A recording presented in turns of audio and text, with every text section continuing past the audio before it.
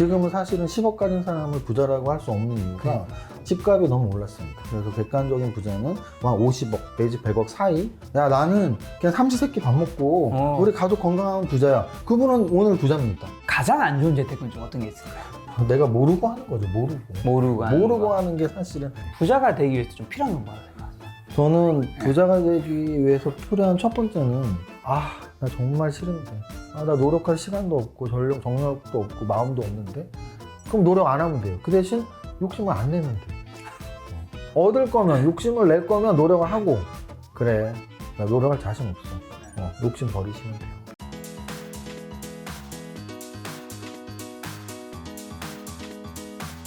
오늘 주제는 바로 슈퍼개미가 말하는 부자의 사고방식 편입니다.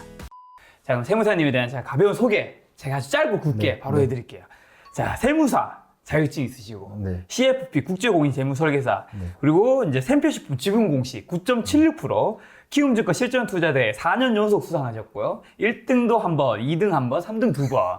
그 다음에 저서로 슈퍼개미 왕초보 주식 수업, 그 다음에 삼박자 투자법. 그렇게 해서 주식 투자 부문 트리플 크라운이라고 해서 수익률 대 지분공시 도서 추간까지 3박자를 다 달성하신, 아직 끝나지 않았죠. 20년 동안 주식시장에서 원금의 200배의 수익을 달성했고 100만 원으로 주식 투자를 시작해 1999년 3년 동안 약 100억 원대의 수익을 거두었다 까지가 이제 세무사님에 대한 가벼운 소개. 제가 사실은 제 이런 뭐 자랑 같은 이야기 하는 거 정말 쑥스러워하고 싫어하는데 제가 유튜버가 됐나 봐요. 왜냐면 이런 말씀을 하시면 속으로 그래 자랑도 좀 하고 그렇게 살아야 돼 뭐 이런 생각이 들어요. 어그로 끌어야 돼요 유튜브는. 여러분들을 꼬시는 좋은 내용을 정말 오늘 많이 말씀드리겠습니다. 알겠습니다. 오늘 이제 주식 투자 좀 이전에 부자, 사람들이 주식 투자를 하는 이유는 사실 부자가 되고 싶은 거잖아요. 그 부자가 되기 위한 수단 중 하나가 주식 투자인 건데. 너무 정확한 표현입니다. 그렇죠. 그래서 오늘 주식보다는 부자에 대한 이야기를 좀 먼저 할까 하는데 보니까 또 세무사님께서 오늘 또 저한테 선물로 주신 게 요 컵이랑 요 노트랑 그 다음에 요런 펜을 주셨는데 이거의 공통적인 게 나는 10년 안에 100억 부자가 될 거야 라는 게 다 박혀 있어요. 네. 사실 저는 뭐 아까 이력에서 말씀드렸듯이 CFP라는 자격증이 있는데요. 그 이제 공인재무설계사라는 자격증으로 좀 부자들에게 뭐 재무 관리를 해주는 그런 직업 자격증이죠. 부자들에게 무언가를 해주기 위한 금융 서비스를 해주기 위한 분야들을 본다면 당연히 이제 재무설계 기본이 있을 것이고 또 주식 투자, 부동산 투자, 세무, 상속 이런 법적인 부분까지 모든 것을 다 알아야 하는데 제가 이제 CFP 자격증을 공부하고 또 뭐 주식 투자, 부동산 투자, 세무 이런 여러 가지 자격증과 필드 경험이 있다 보니까 부자라는 거에 대한 관심이 사실 굉장히 많아졌어요. 그러니까 어렸을 때는 단순히 돈을 벌고 싶다라는 부자 욕심이었다면 지금에 와서는 진짜 부자는 어떻게 되는 것이고 아직 부자가 안 된 사람들은 어떻게 노력을 해야 되는지 부자가 되는 공식은 없는지 뭐 이런 걸 사실 연구를 좀 해서 그 연구를 바탕으로 막 강연도 좀 하고 뭐 부자 학교라는 이름으로 스터디도 해보고 뭐 이렇게 했었습니다. 근데 이제 제가 만든 문구예요. 나는 10년 안에 100억 부자 될 거야라는 문구는 하나의 문장으로 너 부자 될 수 있어 라는 걸 제가 만든 건데요. 저기에 지금 정확하게 숫자가 2개가 들어가 있죠. 그렇죠. 기간하고 액수가 들어가 있습니다. 저는 목표는 구체적이어야 되기 때문에 언제 얼마를 가진 부자가 되는지라고 명확하게 목표 설정을 해야 된다고 봤고요. 나 6개월 안에 얼마 벌 거야 이런 건 사실은 좀 허무맹랑한 거죠. 그렇죠. 너무 짧은 기간. 너무 짧은 기간이죠. 그렇다고 나 50년 있다 얼마 벌 거야 너무 또 너무 긴 기간이에요. 그래서 제가 적당한 기간은 10년이라고 봤고요. 금액 같은 경우도 뭐 1조 벌 거야는 또 너무나 큰 금액. 그렇다고 10년 동안 5억 벌 거야는 좀 너무 목표가 낮은 금액. 그래서 요즘의 추세는 사실 부자라는 기준이 명확히 없습니다. 얼마를 가진 게 부자여야 하는지는. 하지만 여러분들 중에 부자가 무엇인지 좀 정확하게 모르는 분들이 많이 있을 수 있으니까 부자가 되려면 사실 부자가 뭔지 알아야 부자가 될 수 있죠. 부자가 뭔데요? 제가 생각하는 부자의 정의는 지금 현재 얼마의 금액을 가진 사람, 이게 부자예요. 근데 그 얼마의 금액이라는 게 정해져 있지 않다라는 거죠. 그래서 이제 주관적으로 금액을 정할 수도 있고 객관적으로 많은 사람들이 얼마를 가져야지 부자라고 생각하니 두 가지로 주관적 부자와 객관적 부자로 나눌 수가 있는데 주관적 부자는 사실 내가 우리 그런 말 있잖아요. 야, 나는 그냥 삼시세끼 밥 먹고 우리 가족 건강하면 부자야. 그분은 오늘 부자입니다. 부자죠. 왜냐하면 그분은 오늘 만족할 만한 생활을 하고 있고 만족할 만한 금액을 갖고 있으니까. 네. 근데 이제 제가 100억이라는 말씀을 드린 이유는 이제 객관적 부자인데요. 객관적 부자가 무슨 헌법에 나와 있거나 사전에 나와 있지 않습니다. 그렇죠. 근데 이제 우리들이 공감되죠. 대략 한 10년 전까지만 해도 뭐 한 10억 부자 뭐 이런 말이 많이 그렇죠. 있었어요. 옛날에 뭐 밀리언 달러. 10억 부자 정도가 많이 있었는데 지금은 사실은 10억 가진 사람을 부자라고 할 수 없는 이유가 집값이 너무 올랐습니다. 맞아요. 지금 강남의 집값들이 뭐 20억, 30억을 얘기가 나오고 있기 때문에 30억 부자라고 해도 강남 집 하나 있는 분인 거예요. 어찌 보면은. 네. 그래서 적어도 100억 정도는 가져야지 야, 저 사람 진짜 부자구나. 이렇게 저는 생각을 했고요. 그래서 객관적인 부자는 한 50억 내지 100억 사이, 근데 이제 깔끔하게 100억이라고 저는 정의를 내린 거고요. 또 뭐 부자에 대한 개념을 좀 헷갈리는 부분이 뭐가 있냐면 고소득자하고 헷갈리는 분들이 많이 있어요. 이게 이제 우리 주식 공부하시는 분들이 많이 보니까 네. 우리 주식 공부할 때 재무제표 공부를 하잖아요. 네네. 재무상태표가 있고 손익계산서가 있죠. 네네. 손익계산서는 일정 기간 동안 얼마를 버느냐의 표예요. 네. 회사에서. 재무상태표는 지금 시점, 특정 시점에 얼마가 있느냐의 표예요. 그럼 우리가 부자 기업은 지금 돈이 많은 기업이고 네. 수익을 많이 내는 기업은 수익성이 좋은 기업이라고 우리가 말을 하죠. 사람도 똑같아요. 부자와 고소득자는 분명히 다른 거거든요. 그래서 1년에 뭐 10억 벌고 있어. 그 사람은 부자가 아니에요. 왜? 1년에 10억 버는데 20억 쓰면 마이너스 10억 인생을 살고 있는 거죠. 그래서 얼마나 많이 버는지가 부자가 아니고 지금 얼마나 갖고 있는지가 이제 부의 척도라는 거죠. 그래서 좀 더 어렵게 말씀드리면 경제학에서 이제 뭐 절양계렴, 유량계렴. 그래서 이제 절양은 저수지의 저자고 네. 유량은 뭐 이렇게 유수풀 할 때 흘러가는 유자니까 네. 소득 개념은 유량 개념, 부의 개념은 절양 개념. 그럼 부자는 무조건 지금 얼마 있니가 부자의 척도예요. 적도이다. 근데 이제 지금 얼마 있니 해서 우리가 목표를 세울 때 난 지금 얼마가 없으니까 부자가 아닌 거잖아요. 그래서 적어도 나는 몇 년 후에 얼마 가진 부자가 될 거야. 이게 이제 부자의 목표를 세우는 가장 좋은 방법이죠. 부자의 목표가 없으시다면 이 방송을 꼭 보시고 나는 그냥 단순히 부자가 되고 싶어. 여기서 끝나면 안 되고 이제 부자가 뭔지 정확히 알았으니까 지금 내가 얼마를 가지지 않아서 부자가 아니라면 나는 어느 시점에 얼마를 가진 부자가 될 거야 라고 반드시 이렇게 적어 놓으셔야 돼요. 구체적인 기간과 X. 그렇죠. 자, 그러면 이게 좀 금융기관들에서는 그 부자의 기준으로 삼는 그 척도를 만드는 경우들이 있잖아요. 네. 제가 듣기로는 그 자기의 그 금융자산, 네네. 금융자산이 10억 이상이면 네네. 부자로 보고 뭐 VIP 네. 대우를 받는다 네. 하는데 좀 네. 이게 맞나요? 저 같은 경우는 이제 저 100억이라는 건 총자산을 말한 거고요. 네. 우리 자산은 사실은 여러 가지가 있죠. 그렇죠. 그래서 이게 주식하시는 분들은 부자가 되기 좀 더 쉬운 게 기업과 나랑 그냥 동일시하면 돼요. 감정이입. 우리가 좋은 주식을 평가할 때 재무제표 일단 보잖아요. 그렇죠. 그래서 뭐 재무상태표에 여러 자산이 있잖아요. 재무상태표에 유동자산은 현금자산도 있을 거고 재고자산도 있을 것이고 또는 고정자산은 부동산도 있을 것이고 현금도 있을 것이고 투자자산은 주식도 있을 것이고 사람도 똑같거든요. 그러면 자기 자신의 재무상태표를 지금 만들어 보면 돼요. 재무상태표를 만들면 작가님이 말씀하신 금융자산이 10억에 있는 분이 금융자산만 있을 리가 없거든요. 그렇죠, 그렇죠. 분명히 부동산이 3, 40억 이상이 있을 거예요.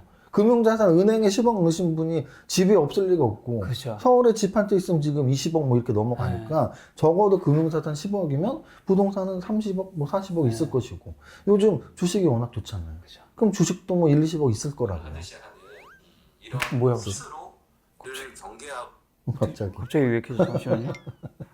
그래서 뭐 금융자산 10억 그 얘기는 다른 자산은 적어도 50억 이상 그래서 아마 6, 70억을 말하는 걸 거예요. 저가 말한 100억은 총자산.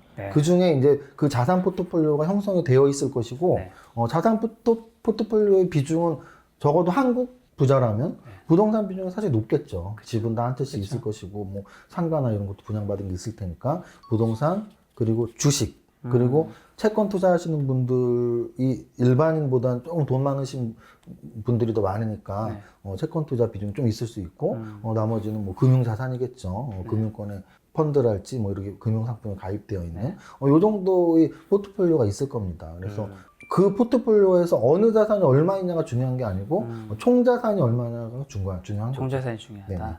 어쨌든 우리가 이 소득을 만들 수 있는 게 근로소득, 네. 그다음에 투자소득, 네. 사업소득이잖아요. 네. 사실 대부분의 사람들은 사업소득은 없다고 봐야 되는 거고 네. 근로소득이 제일 많을 거고 거기서 조금 똑똑하시거나 열심히 하신 분들이 투자소득까지 있는 거잖아요. 네. 그러면 근로소득이 근데 사실 이 중에서 가장 기본이 될 수밖에 없는 게 네. 근로소득은 투자소득의 시드머니가 되는 거잖아요. 네.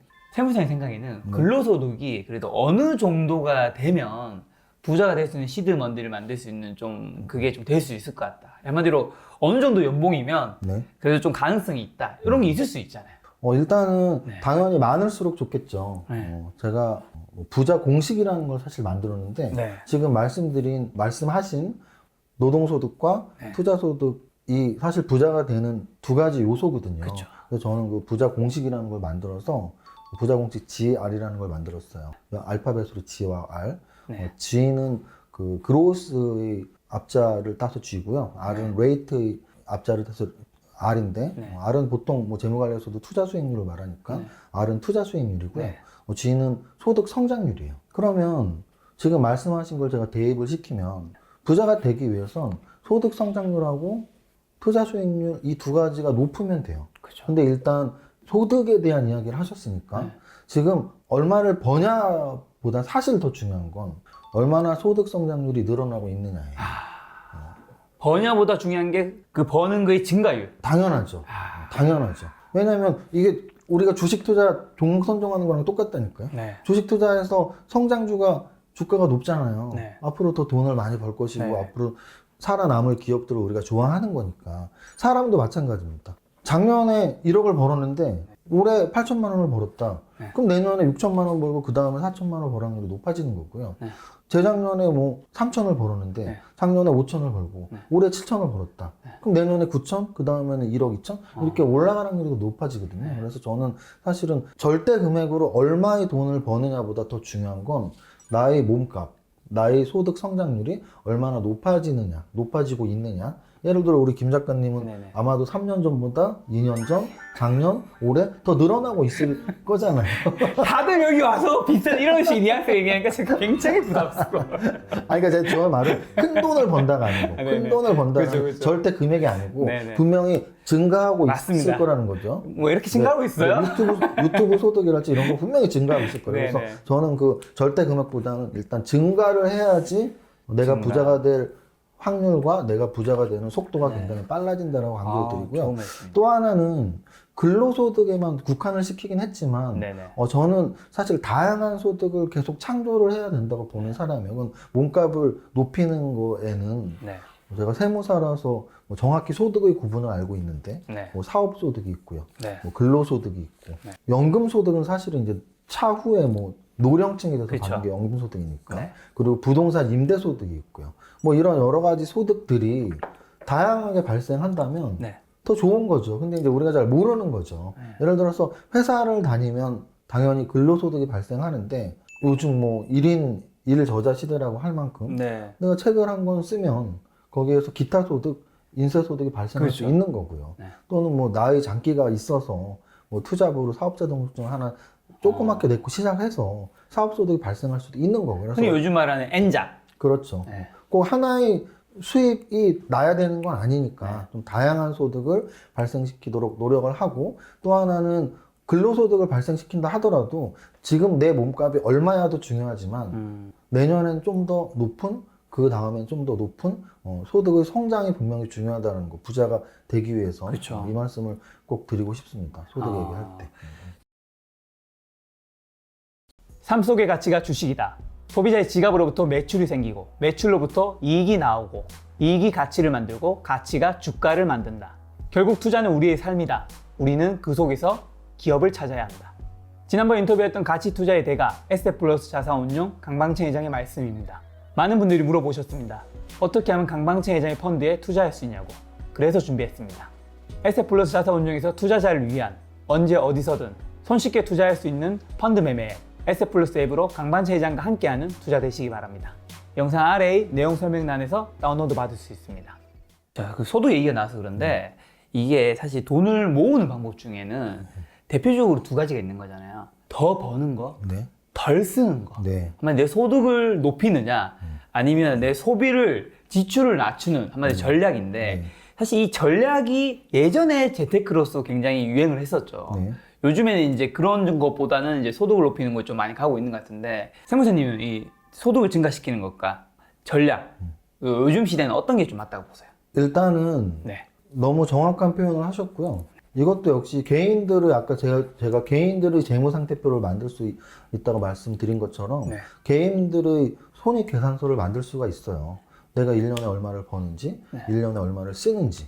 그러면 손익계산서가 좋아지려면 많이 벌던지 조금 쓰던지는 너무 당연한 거고. 그렇죠. 근데 이제 이것 중에 어느 게 더 중요하냐보다 어느 게 더 쉽냐로 저는 말씀드릴게요. 돈을 안 쓰는 게 훨씬 쉽습니다. 그렇죠. 그건 너무 당연한 거예요. 그렇죠. 여러분들 지금 한 달에 300만 원을 벌고 있다고 쳐봐요. 다음 달에 300만 원 벌던 걸 500만 원을 벌려고 아무리 애를 써도 불가능할 확률이 높습니다. 네. 근데 300만 원 버는 분들 중에 150만 원을 쓴다고 봤을 때 50만 원을 덜 쓰려고 노력을 한다면 가능할 수 있어요. 정말 안 쓰면. 뭐 남자분들 사실 술 몇 번도 안 먹고 그죠. 그리고 여자분들 뭐 커피 몇 잔도 안 마시고 통상적으로 평균적인 그죠. 말씀을 드리는 거예요. 남자분들은 보통 술값, 여자분들은 커피값이나 그죠. 옷값이니까 이렇게 주 지출을 좀 줄이신다면 그죠. 분명히 줄일 수 있어요. 다음 달부터라도. 그래서 이제 저는 어느 게 더 빨리 부자가 되느냐는 지름길보다는 어느 게 더 쉽냐라는 관점에서 본다면 정말 부자가 되고 싶다면 목표 아까 제가 말씀드린 나는 10년 안에 100억 부자 돼야 돼. 그럼 오늘부터 뭐를 할 건데? 할 수 있는 걸 시작해야 돼요. 하루라도 빨리 시작을 해야지 빨리 부자가 될 거란 말이에요. 복리 마법이 또 계속 올 테니까. 그쵸, 그럼 오늘 당장 시작할 수 있는 게 내 몸값을 내가 300만 원 버는데 600만 원 벌도록 오늘부터 해야지. 안 될 확률이 높아요. 근데 나 한 달에 100만 원 쓰는데 80만 원까지만 쓰고 20만 원은 요즘 주식도 좋다는데 적립펀드를 들까? 아니면 삼성전자 20만 원씩 살까? 가능하다는 얘기죠. 네. 그래서 뭐 가장 먼저 해야 될 건 지출 줄이는 게 맞습니다. 그리고 이제 두 번째로 나의 몸값을 올리는 거. 그러면 지출을 줄이고 나의 몸값을 올리면 나의 순소득이 늘어나겠죠. 네. 그럼 이 순소득을 그냥 금고에다만 놔둔다. 아니면 장독대에다가 놔둔다. 그러면 이제 부자 될 확률이 굉장히 낮아지는 거죠. 왜냐하면 이 순소득을 유기적으로 순자산으로 가는 것이고, 우리 손익계산서의 당기순이익이 재무상태표의 이익으로 가는 것처럼 개인들한테는 나의 1년 동안의 순소득이 수입에서 지출을 뺀 순소득이 나의 재무상태표의 순자산으로 가는 거란 말이에요. 그 순자산을 그냥 현금으로 또는 금고에 또는 장독대에 놔뒀다면 나를 위해서 돈이 안 벌어지잖아요. 그렇죠. 돈을 벌어줘야 되거든요. 우리 가장 많이 쓰는 말 있잖아요. 내가 돈의 노예가 되지 말고 돈을 나의 노예로 만드는 방법이 순자산을 계속 나를 위해서 일을 하게 만드는 거고요. 그게 바로 이제 우리가 소위 말하는 투자죠. 그럼 이 순자산이 아까 표현한 시드머니인 거고요. 이 순자산을 어떻게 투자할 건데 우리나라에서 뭐 양대 투자가 있잖아요. 주식 투자, 네. 부동산 투자. 두 가지를 다 하시던지 하나만 하시던지. 그래서 제가 아까 말씀드린 부자 공식이라는 게 집값과 알값을 높여야 된다. 그럼 집값은 나의 몸값, 소득 성장률, 그리고 알값은 나의 투자 수익률. 이 두 가지를 높이면 높일수록 더욱더 빠른 부자가 되는 건데 제가 사실 이 부자 공식 강연 같은 거 할 때 여러분들 이 강연을 듣는 여러분들이 평생 어느 정도 벌 수 있을지를 지금 암산으로 대강 제가 계산해 드릴 수 있습니다라고 말을 하거든요. 해주세요. 이 방송 보시는 분들도 한번 네. 암산으로 다 돼요. 계산기도 필요 없습니다. 아, 진짜요? 집값과 알값을 곱하시면 됩니다. 작가님은 소득 성장률이 아까 제가 아마 한 3년 정도 늘었다고 생각한다고 했는데 네. 1년에 한 몇 퍼센트 정도씩 는 것 같아요? 예를 그냥 들어서 하시면 돼요. 정확히 안 하셔도. 그냥 한 10%라고 할까요? 10%? 10%라고 하겠습니다. 네, 한 20% 치죠, 20%. 이렇게 크게 하면은 굉장히 큰 부자가 되는데. 아, 진짜요? 20%라고 하겠습니다. 네네. 그럼 투자 수익률은 네. 뭐 올해 코로나 이후엔 좋았지만 평균값을 한 3년 동안 투자 수익률은 1년에 한 얼마 정도라고 할까요? 1년에 10%씩은 된 것 같아요. 네. 20%와 10%를 곱하면 됩니다. 네. 그럼 200억 부자가 되시는 거예요. 언제요? 평생 안에. 아. 10년보다 좀 더 길게 평생. 무슨 뜻이냐면 자 보세요. 제가 극단적으로 말씀드린 게 이게 계속 이어진다라는 가정이 갈리는 그렇죠. 거죠? 계속 이어진다는 가정. 자, 제가 한번 극단적으로 한번 말씀을 드려볼게요. 네. 소득 성장률이 거의 뭐 제로에 가까운 물가 상승률 정도만 2%, 3% 보통 이 직장인들이죠. 네. 내 연봉이 1년에 10%, 20% 올라갈 일은 별로 없거든요. 아. 그잖아요. 아, 그렇네요. 그래서 한번 한 물가 상승률이 한 3%, 5%만 잡겠습니다. 3%. 네. 그리고 투자에도 관심이 없어요. 은행에 돈을 넣어놓습니다. 그 은행 이자율 요즘 1점 몇 프로거든요. 네. 은행 이자율 2%. 네. 그러면 내 소득 성장률이 3%고 은행 이자율 2% 곱하면 6억이에요. 네, 이거. 그냥 직장 다니면서 은행에만 돈을 넣으면 야. 10억도 못 버는 시대예요. 은행 야. 금리가 너무 낮아져갖고. 자, 다시 극단적으로 한번 말씀드릴게요.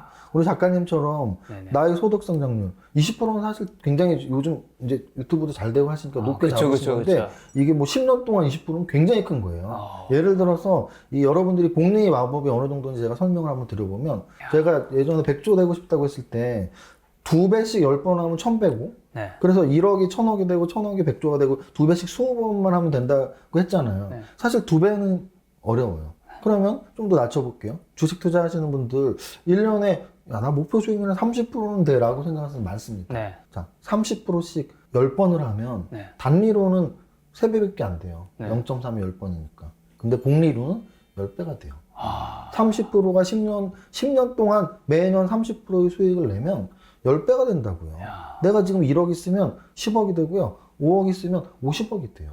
그만큼 30%가 큰 거예요. 복리 개념으로 본다면. 그렇네요. 그래서 만약에 작가님처럼 또는 사업하는데 사업이 잘 되는 분들처럼 나는 소득 성장률 몸값이 한 20%씩 올라. 네. 근데 나는 투자도 잘해. 네. 나는 주식 투자 수익률 한 20% 내. 아. 20 곱하기 20. 맞아, 400억이죠. 400억 벌 수 있어요. 내가 400억을 벌기 위해선 나의 몸값을 매년 20%씩 올리고 주식 투자 수익률을 매년 20%씩 내면 돼요. 그럼 우리 주변에 네. 진짜 부자, 100억 이상 번 부자들을 보면 네. 사실은 기업인들이 많죠. 왜 기업인들이 부자일 수밖에 없을까요? 기업인들은 일단은 몸값이 비싸요. 비싸죠. 기업인들, 대표이사들 연봉이 무슨 10억, 20억, 50억, 100억씩 하시는 분들도 있잖아요. 네. 그러면 그분들이 젊었을 때부터 50억씩 연봉을 받진 않았을 거라고. 네. 3천만 원, 5천만 원, 1억, 2억, 5억, 10억. 그분들의 아마 몸값 상승률은 30%, 40%까지 올라갈 거예요. 그분들의 투자 수익률, 그 기업인들 중에 오너 기업인들이 많죠. 그쵸. 오너 기업인들은 회사 차릴 때 5천원 액면가에 투자를 했겠죠. 네. 자기 회사에. 그 5천원짜리가 지금 50만 원이 돼 있잖아요. 100배가 올라갔잖아요. 그럼 역시 연평균으로 하면 50%씩 됐겠죠. 네. 50%의 몸값 상승률과 50%의 투자 수익률, 50 곱하기 50은 뭐예요? 5, 25, 2,500이거든요.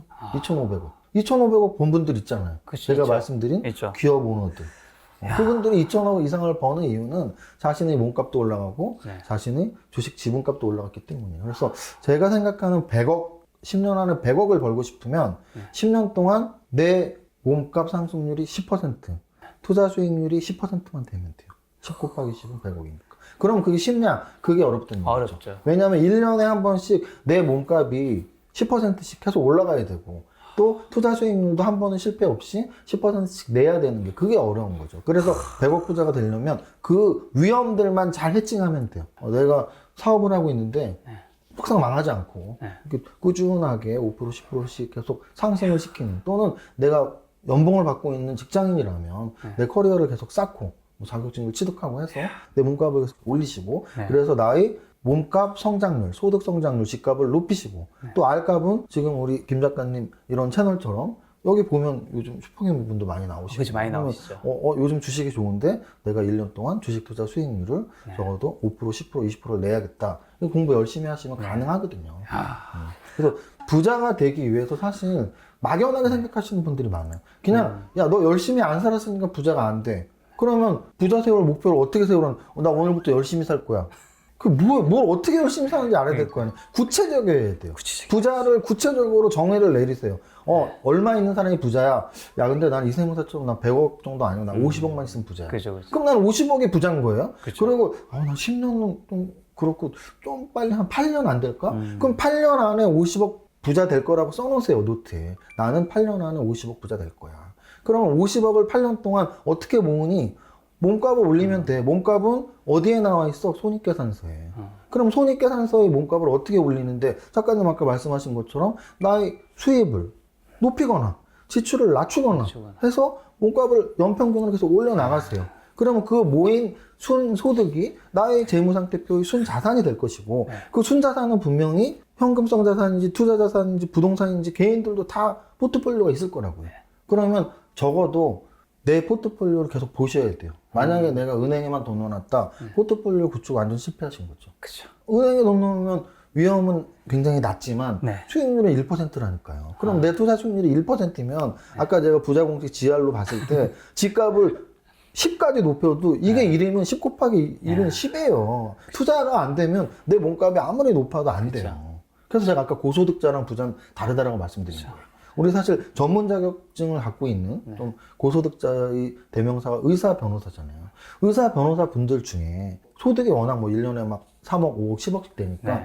풍요로운 삶을 사시는 분들이 많이 있겠지만 그분들 중에 100억, 500억, 1000억 부자가 많지는 않을 거거든요. 그렇죠. 그러면 고소득자이지만 투자는 잘 못하신 거죠. 그래서 우리 진짜 부자가 되려면 내 소득도 높이는 게 중요하지만 그 높인 소득으로 순자산으로 가고 순자산이 나의 자산 포트폴리오를 형성을 할 때 현금 비중이 너무 높으면 지금은 무조건 반대. 특히 은행에 돈 넣는 거 무조건 반대. 그러면 뭐 어떻게 해야 되는데 투자 수익률을 높이려면 위험을 약간 감수하시고 부동산과 주식 공부를 하셔서 투자 수익률을 높여야 된다. 이렇게 말씀을 드리고 싶습니다. 야, 너무 공감 가는 내용들이 많은데 제가 몇 가지씩만 좀 정리를 한번 해보면 이제 GR이라고 했잖아요. 그렇죠. 예, 제가, 소득 성장. 제가 만든 네. 공식입니다. 부자 공식 GR. 소득 성장률과 이제 투자 수익률인데 보면 의사나 변호사 같은 분들이 이제 사실 앞단에 있는 소득 성장률이 굉장히 높으신 그렇죠. 분들이잖아요. 그렇죠. 소득이 많으니까. 그렇죠. 근데 사실 그런 분들이 또 100억대가 넘으신 분들이 또 그렇게 많지는 않거든요. 이제 투자를 너무 보수적으로 하신 네. 거죠. 네. 근데 또 제가 보면 슈퍼개미 분들이 물론 재산을 다 안까지 제가 알 수는 없지만 또 주식 투자로 굉장히 유명하신 분이 우리나라에서 또 1000억대가 넘는 분은 또 잘 못 본 것 같아요. 그렇죠. 100억대, 수백억대는 조금 이제 가끔 있긴 한 것 같은데. 내 몸값이 없기 때문에. 그러니까요. 근데 방금 아까 말씀하신 기업의 오너 같은 분들은 자기 몸값도 높고 투자 수익도 어떻게 보면 자기가 그 주식을 가지고 있어요. 이게 같이 터지니까 1000억대를 훨씬 넘어가 버리는. 그렇죠. 네. 이 1000억대, 뭐 1조에 넘어가는 거는 이 두 개가 박자가 맞지 않는 이상은 좀 거의 불가능하지 않을까라는 생각이 방금 들었어요. 맞습니다. 근데 결국은 이게 뭐 둘이 뭉실하게 뭐 부자는 열심히 하면 되겠지, 뭐 좋은 직업 가지면 되겠지, 아니면 투자 대박 나면 되겠지가 아니고 두 개의 고비라고 생각하시면 돼요. 내 몸값과 내가 투자를 얼마나 잘하는지 곱. 야, 좋네요. 이번 영상 썸네일 정해졌어요. 부자는 이 두 가지 법칙으로 이루어집니다. 그리고 두 번째가 이제 아까 이제 근로소득은 사실 우리가 내가 일해서 내가 돈을 위해서 일한다고 네. 어떻게 보면 볼 수 있잖아요. 네. 조금 나쁘게 네. 표현하면. 네. 네. 그 다음에 투자소득은 돈이 돈을 위해서 네. 일을 하게 만드는 걸 이제 시스템을 만들어야 되는 거고, 그 다음에 또 얘기하신 게 이제 소득과 이제 소득을 증가시킬 것이냐, 네. 아니면 전략을 할 것이냐 해서 전략이 훨씬 쉽다. 오늘 당장 할 수 있다. 네.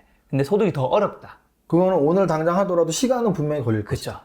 하지만 궁극적으로는 지금 당장 할 수 있는 거는 해야 되겠지만 궁극적으로 나가야 될 거는 세무사님 얘기 들어보니까 소득을 늘려야 되는 거거든요. 너무나 당연한 게 지출을 줄이는 거 한계가 있잖아요. 맞아, 제가 지금 그 질문을 드리려고 했어요. 그러니까 저는 좀 약간 수학적인 사람이에요. 그러니까 둘이 뭉실한 것보다 정확히 팩트를 말씀을 드리는 게 뭐냐면 지출을 아무리 줄여도 한계는 있겠죠. 내가 지금 300을 벌면 10원도 안 써도 300만 원 줄이는 거야. 내가 300을 벌었는데 300을 다 썼다. 근데 지출 10원도 안 쓴다. 그럼 300을 세이브할 수 있어요. 하지만 300을 벌었는데 내 몸값을 높이려고 노력했을 때 300에서 600, 900, 1000을 벌 수 있다면 소득 높이는 게 맞아요. 그리고 이 증가는 또 이게 어디까지 높아질지 제한폭도 없는 거잖아요. 그죠. 그 뜻이죠. 그렇죠.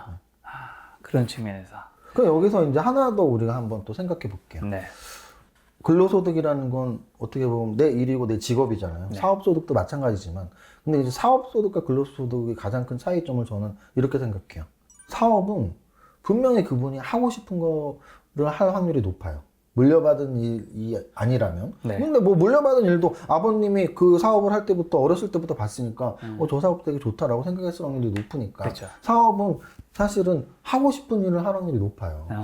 그런데 이제 저는 이제 이 근로소득의 한계를 뛰어넘으려면 네. 이제 직업 선택에 대해서 한번 말씀을 드리고 싶어요. 결국은 부자가 되기 위해선 소득과 투자 수익률이 고비라고 말씀드렸는데 투자 수익률은 공부와 경험이면 되니까. 근데 이제 소득은 결국은 직업 선택이 얼마나 잘 되어 있느냐인데 직업 선택에서 저는 이제 좀 추천드리고 싶은 게 세 가지가 다 맞아야 된다. 세 가지. 네, 세 가지가 맞아야 된다.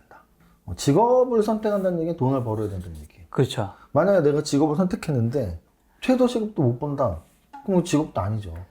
그렇죠. 직업을 선택하는 이유는 밥 먹고 살기 위한 거란 말이에요. 그렇죠. 그럼 적어도 어느 정도 기본 생활을 할 수 있는 정도의 보수가 나오는 게 직업이에요. 네. 그러면 직업이라는 건 먹고 살아야 돼서 하는 거니까 네. 꼭 있어야 되는 게 직업이에요. 그쵸. 직업은 꼭 있어야 되는 거. 네.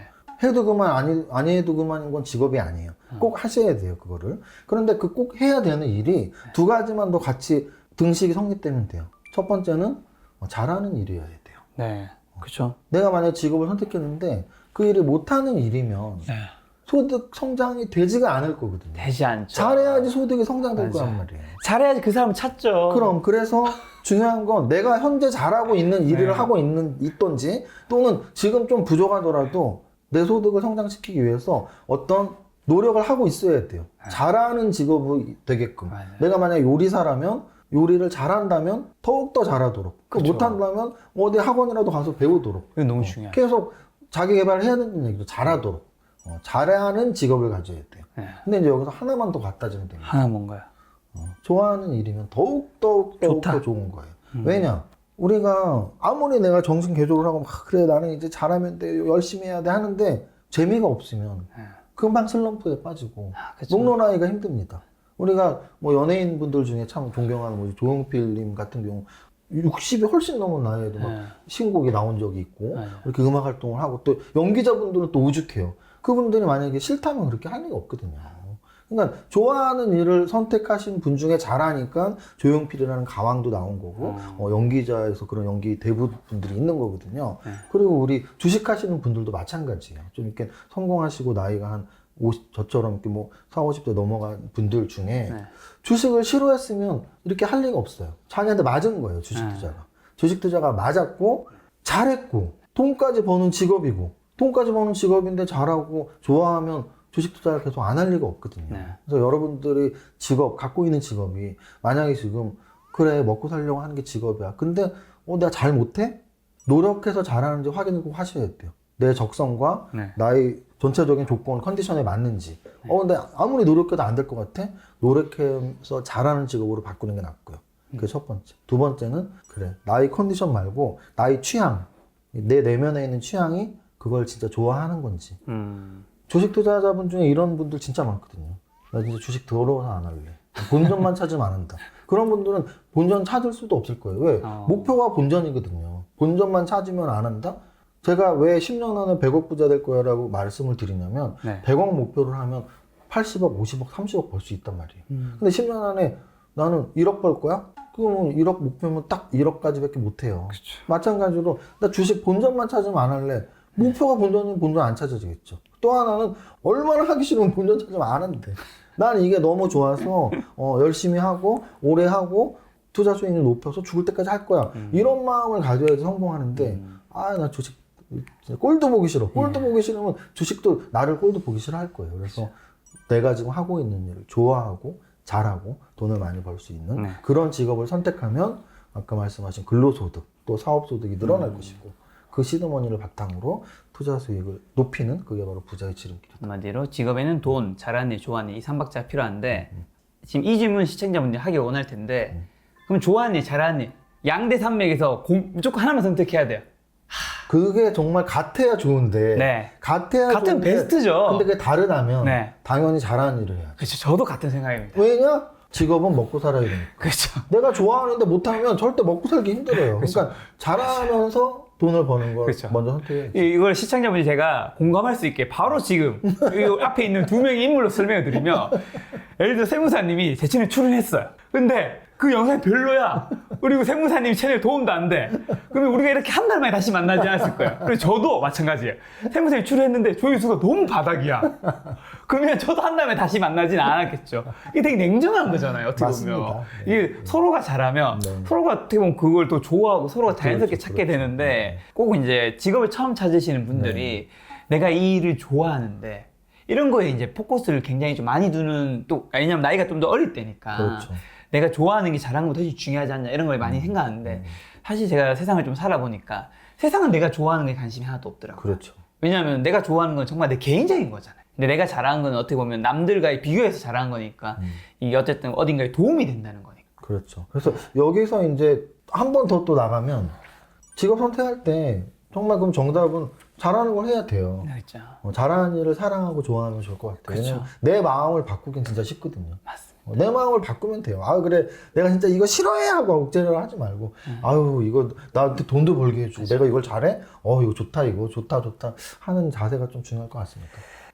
안 좋은 재테크는 네. 가장 안 좋은 재테크는 좀 어떤 게 있을까요? 가장 안 좋은 재테크는 사실은 내가 모르고 하는 거죠. 모르고 하는 게 사실은 가장 안 좋은 거죠. 뭐 투자 대상을 말할 것도 없고요. 네. 예를 들어서 뭐 불법 재테크란 불법의 재테크가 붙어서는 안 될 것 같은데 네. 사실 불법 재테크도 있거든요. 그렇죠. 법이 허락하지 않는 자기들끼리 하고 있는 그러면 그런 게 있다고 쳤을 때 더욱더 모를 거란 말이죠. 알아볼 그렇죠. 데도 없고. 그러니까 내가 모르는 재테크를 하면 안 된다는 거예요. 그럼 이제 합법 재테크로 온다면 네. 우리 아까 제가 말씀드린 뭐 부동산과 주식이 이제 양대 산맥인데 부동산을 내가 잘 몰라요. 기획 부동산에 걸리기 딱 맞죠. 딱 맞아요. 그냥 어디서 전화 왔는데 저기 땅을 사면은 뭐 투자 수익률이 1년에 뭐 100%가 난다고 네. 그래서 뭐 소액만 일단 걸어보라고 해서 걸어봅니다. 네. 근데 나중에 이제 그 기획부동산에 도망가서 가보면 그냥 뭐 논밭은커녕 그냥 뻘이죠. 뻘 아예 그냥 아예 뭐 개간이 불가능한. 네. 그러면 아무것도 모르고 산 거죠. 부동산 아무것도 모르고. 뭐 또 주식도 마찬가지죠. 주식도 뭐 이런 주식을 사면 안 된다 이게 아니고 네.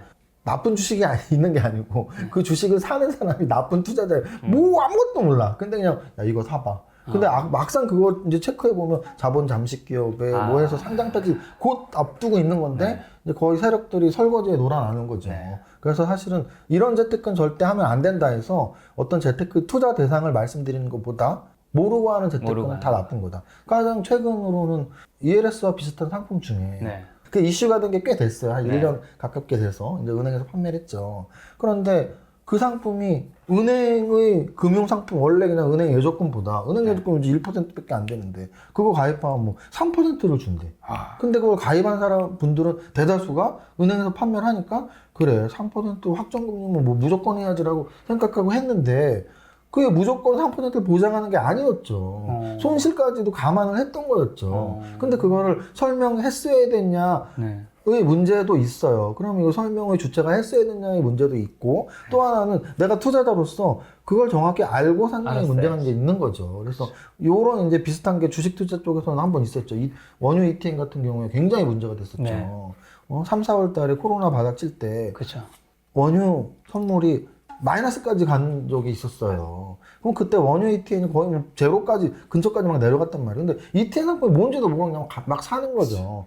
그런 것들이 저는 잘못된 재테크라는 거예요. 재테크는 내가 모르고 하는 건 다 잘못된 거다. 삼성전자를 사더라도 내가 모르고 사는 건 잘못된 거예요. 근데 내가 알고 하더라도 보통 예금 적금 아직까지 이 저축의 이데올로기에서 못 벗어나신 분들 있잖아요. 일단 예금 적금도 좀 잘못된 거 아닌가요? 일단 예금 적금을 재테크 수단으로 쓰는 것에서 네. 잘못됐다라는 표현보단 네. 가장 적절한 표현은 저거죠. 너무 위험을 부담하기 싫어하는 투자자다. 네. 두 가지로 나눌 수 있어요. 알고서 했다면 네. 만약에 나 주식 돈 버는 것도 알고 네. 부동산 돈 버는 것도 아는데 네. 야 그거 위험 있잖아. 그쵸. 근데 나는 위험은 죽어도 싫어. 네. 나는 내 원금이 안 불어나도 되니까 내 원금은 무조건 안 까져야 돼. 그런 분들은 자기 선택이니까 뭐 은행에 넣을 수도 있어요. 근데 이제 방금 전에 말씀드렸지만 야 모르고 했으면 문제야라는 걸 여기 접목시켜 볼게요. 요즘 주식 수익률이 꽤 높았어. 부동산 집값도 최근 몇 년 동안 서울 집값이 막 2배 올랐어. 그쵸. 근데 이런 거에 귀 닫고 눈 감고 이런 투자 대상이 있다는 거 공부도 하기 싫고 모르고 아유 나는 귀찮아. 나는 그거 공부하기도 싫고 그냥 은행에 넣어놓을래. 이거는 저는 문제가 있다고 보죠. 그래서 정확하게 여러분들이 뭘 아시면 되냐면 은행은 위험은 거의 무위험이지만 수익률도 거기에 상응하게 매우 낮다. 그리고 주식과 부동산은 은행보다는 위험이 분명히 높지만 수익률은 은행보다 훨씬 높다. 그럼 난 정말 위험 싫어. 은행에 놓으시면 돼. 그걸 선택했다면. 그렇죠. 그런데 선택한 게 아니고 몰라서 아유 나는 귀찮고 주식도 모르고 부동산도 모르고 한다면 그러면 부자의 꿈은 버려야죠. 그렇죠. 부자가 될 수는 없습니다. 은행에 돈을 넣어서는 부자가 될 수는 없어요. 자, 그럼 자본주의에서 네. 어쨌든 다들 부자를 꿈꾸잖아요. 네네네. 부자가 되기 위해서 좀 필요한 건 뭐라고 생각하세요? 저는 부자가 되기 위해서 필요한 첫 번째는 적극적인 관심인 것 같아요. 그러니까 계속 친숙해져야 된다. 그러니까 우리 교육의 문제점까지 뭐 얘기하면 너무 거창하지만 네. 우리 어린 시절에 요즘은 그래도 좀 많이 달라졌지만 저 때만 해도 어린 시절에 뭐 돈 얘기 좀 하고 하면 야, 저 어린 놈이 돈 얘기하고 있어. 맞아, 이런 얘기 맞아, 정말 맞아, 많이 맞아, 들었거든요. 맞아. 그러면 이게 만약 이 유교적 문화의 폐해라고 생각한다면 네. 커서도 돈 얘기를 안 한다면 부자가 될 수가 없겠죠. 부자는 돈이 내가 많이 있는 상태가 부자면 돈에 관심을 갖고 돈을 모아야 되는데 돈 얘기하지 말래. 그럼 어떻게 부자가 되겠어요? 그래서 저는 부자가 되려는 부자가 되기 가장 필요한 건 부자에 대한 관심, 그 관심은 결국 교육으로 나타나는 거고요. 그러면 부자가 되고 싶으면 부자책을 보면 돼요. 내가 시인이 되고 싶으면 시를 많이 읽어야 될 거 아니에요. 그렇죠. 내가 야구 선수가 되고 싶으면 야구공을 많이 던져야겠죠. 부자가 되고 싶으면 부자에 관련된 책을 통한 지식, 그리고 뭐 돈 버는 거에 관련된 경험들, 투자에 대한 또는 소득에 대한 경험들, 다양한 경험과 지식이 쌓여야지 결국 부자가 되는 거니까 그 첫 번째는 야 진짜 나 부자 되고 싶어. 막 주변에 말도 하고 그러니까 돈돈거리자는 얘기예요. 돈돈거리자. 돈돈. 나 부자 되고 싶어. 부자 되고 싶어. 나 요번에 어디 투자했는데 너 투자 얘기도 막 하고. 소득, 야, 어디서 일하면 뭐 얼마 더 준다며. 돈 얘기도 하고. 계속 돈 얘기를 해야 된다. 돈 얘기를 해야 된다. 아니, 저는 그게 좀 공감가는 게 제가 한 30 초반 정도까지 좀 약간 그런 거 부 얘기하는 사람들 별로 그렇게 안 좋게 생각했거든요. 좀 돈과 멀더라고요, 저도. 근데 좀 가까워지니까 돈도 좀 더 모이는 것도 좀 있는 것 같기도 하고 실제로 좀 그렇더라고요. 그렇죠. 그 이유는 직업 선택하고 비슷한 거죠.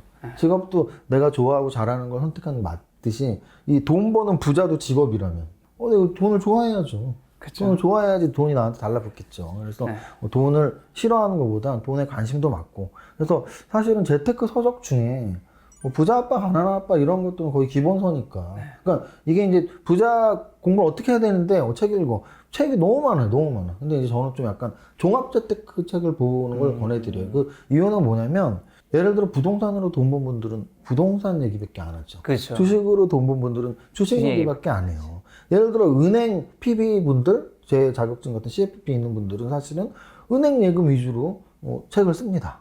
뭐 보험 전문가는 보험 얘기로 책을 쓰죠. 그러면 종합적인 시각의 책을 보는 게 가장 좋죠. 그래서 부자가 되기 위해서는 적어도 부자 아빠, 가난한 아빠 류의 좀 부자 이야기들. 네. 어떻게 돈 벌었다는 스페시픽한 저자만의 경험 하나 있는 거는 나한테 적용을 시킬 수가 없거든요. 네. 그래서 우리가 부자학이라는 학문이 없으니까 부자 박사도 없고 부자 학교도 없지만 그게 제가 안타까워서 사실 부자 학교 같은 거 했던 거거든요. 부자가 뭔지 가르쳐 준 데가 없으니까. 그래서 제대로 가르쳐 준 데는 없지만 적어도 책을 통해서 간접 경험이라도 하실 거면 종합적인 시각으로 쓴 책이 중요하다라고 저는 말씀을 그 드립니다. 쓴 책 좀 추천하시면 한두 권 정도만. 두 권만 말씀드릴게요. 네, 좋습니다. 사실 저를 부자로 이끈 책은 1순위 이거예요. 바빌론 부자들이 돈 버는 방법이라는 책이 있어요. 그 책은 제가 아주 어렸을 때 읽은 책이에요. 네. 거기 뭐 10계명 같은 게 막 나와요. 나의 돈의 10분의 1을 저축해라. 모르는 곳에 투자하지 마라. 뭐 돈을 나의 노예로 만들어라. 정말 좋은 말들이 이렇게 좀 에피소드처럼 약간 반 소설처럼 소설 다큐처럼 좀 있는데 굉장히 책도 얇습니다. 한 150페이지, 200페이지? 저는 그 책보다 더 돈에 대해서 명확하게 설명을 해주는 책은 없다고 봐요. 그래서 소득, 투자 이야기, 위험 이야기 다 써 있거든요. 아주 얇은 책인데. 그 책 아직 판매 중인가요? 판매 중이에요. 야, 이거 베스트셀러 가겠네, 오늘. 그리고 저 같은 경우는 사실은 책 선물은 안 해주는 사람이에요.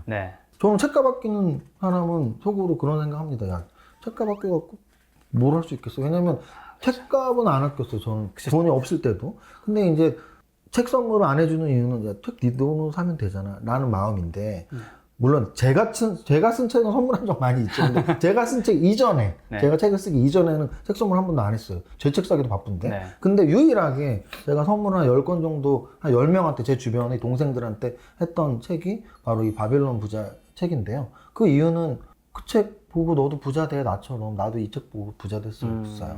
그래서 그게 첫 번째 책 꼽고 싶고요.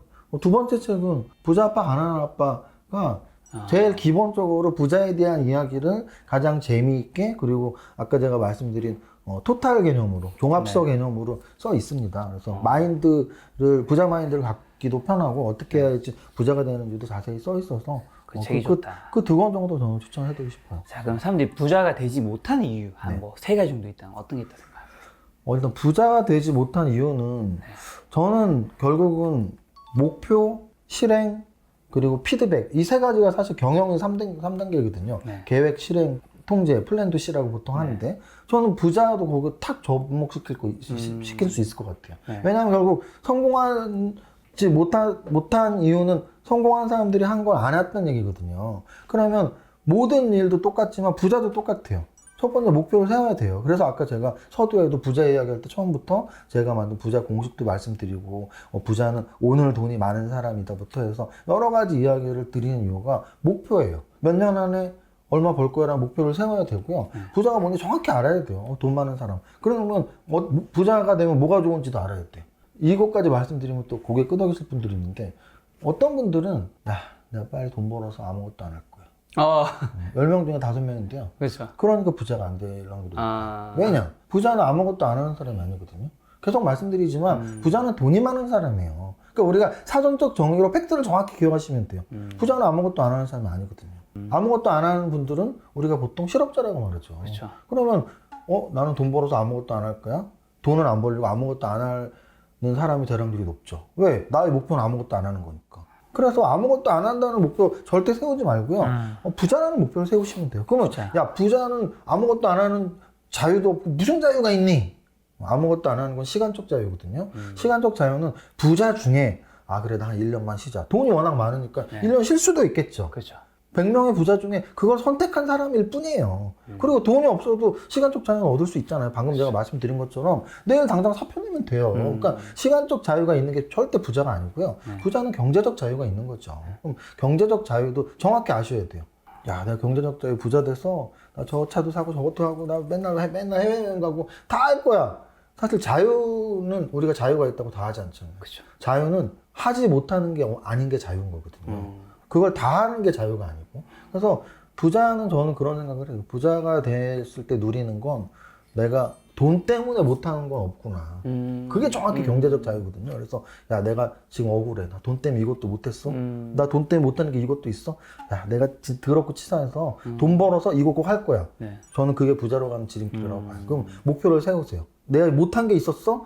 돈 벌어서 이거 할 거야. 목표 세우시면 돼요. 10년 안에 100억 부자 될 거라고 쓰세요. 그럼 이제 그게 이제 플랜을 짠 거죠. 두 번째는 플랜 2. 행동을 해야죠. 근데 행동 못 하시는 분들은 대부분은 뭐 우리가 보통 작심삼일이라고 하는데 계획은 세우는데 행동을 안 하시는 거죠. 너무 많죠? 그래서 너무 많아. 그래서 행동을 하는 거에는 그러면 뭐가 가장 중요하냐? 네. 우리 다이어트도 똑같잖아요. 나 다이어트 할 거야, 다이어트 할 거야. 야, 알았어, 넌 밥 먹지 마. 뭐 이렇게 말하는 것처럼, 야, 나 부자 될 거야. 술 먹자 그러면, 야, 나 돈 모아야 돼. 부자 될 거야. 부자 될 거야. 나 소비 안 할 거야. 나 몸값도 올려야 돼. 투자 잘하고 싶어. 그래서 계속 플랜을 이루기 위한 나의 행동을 위해서는 이 말이 습관이 되고 습관이 행동이 되는 거거든요. 네. 그래서 말을 해야 돼요. 나 부자 되기 위해서 이거 할 거야, 이거 할 거야.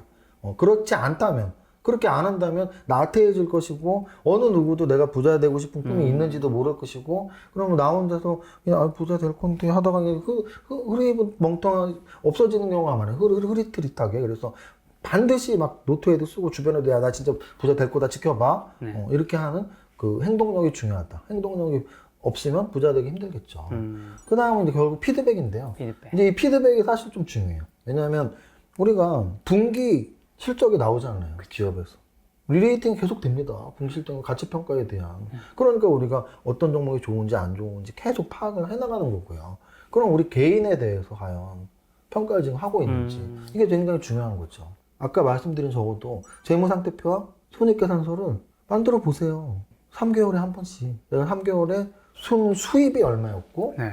지출이 얼마였고 그럼 수입에서 지출을 뺀 순소득이 얼마였는지 네. 3개월 동안 내가 100만 원을 벌었는지 마이너스 100만 원이 났는지 그리고 또 그 3개월 동안 모은 돈이 있었다면 이 돈은 지금 그냥 통장에 있는지 아니 뭐 주식을 샀는지 뭐 어디 경매에 들어갔는지 계속 피드백을 해나가야죠. 그냥 막연히 나 열심히 살면 돼. 몸값 올리면 돼. 그런다고 부자가 아니고 내가 행동을 한 것들을 반성도 해야 되고 하기 위해서는 결국은 자료를 만들어야죠. 내가 3개월 동안 어떤 일을 했는지 나아가서 1년 동안 얼마를 벌고 그 수입이 난 것을 어떻게 했는지 이런 기록과 피드백 과정이 반드시 필요하다. 그러면 지금 말한 세 가지를 해야지 부자가 되는 건데 이걸 못하면? 이 세 가지를 못했다면 계획도 안 세웠고 부자가 뭔지도 모르고 계획도 안 세웠고 계획을 세웠다 하더라도 그냥 혼자 흐지부지 네. 되고 열심히 노력도 안 했고 또 노력을 한다 해도 뭘 노력하는지 모르니까 뭐 기록도 안 하고 3개월 동안 얼마 뭐 하는지 체크도 안 하고 이런 것들이 다 부자가 못 되게 되는 거죠. 어떻게 부자가 되는 방법, 인생에서 성공하는 방법이랑 좀 비슷하네요. 목표 비슷하죠. 실행, 피드백 이런 건 사실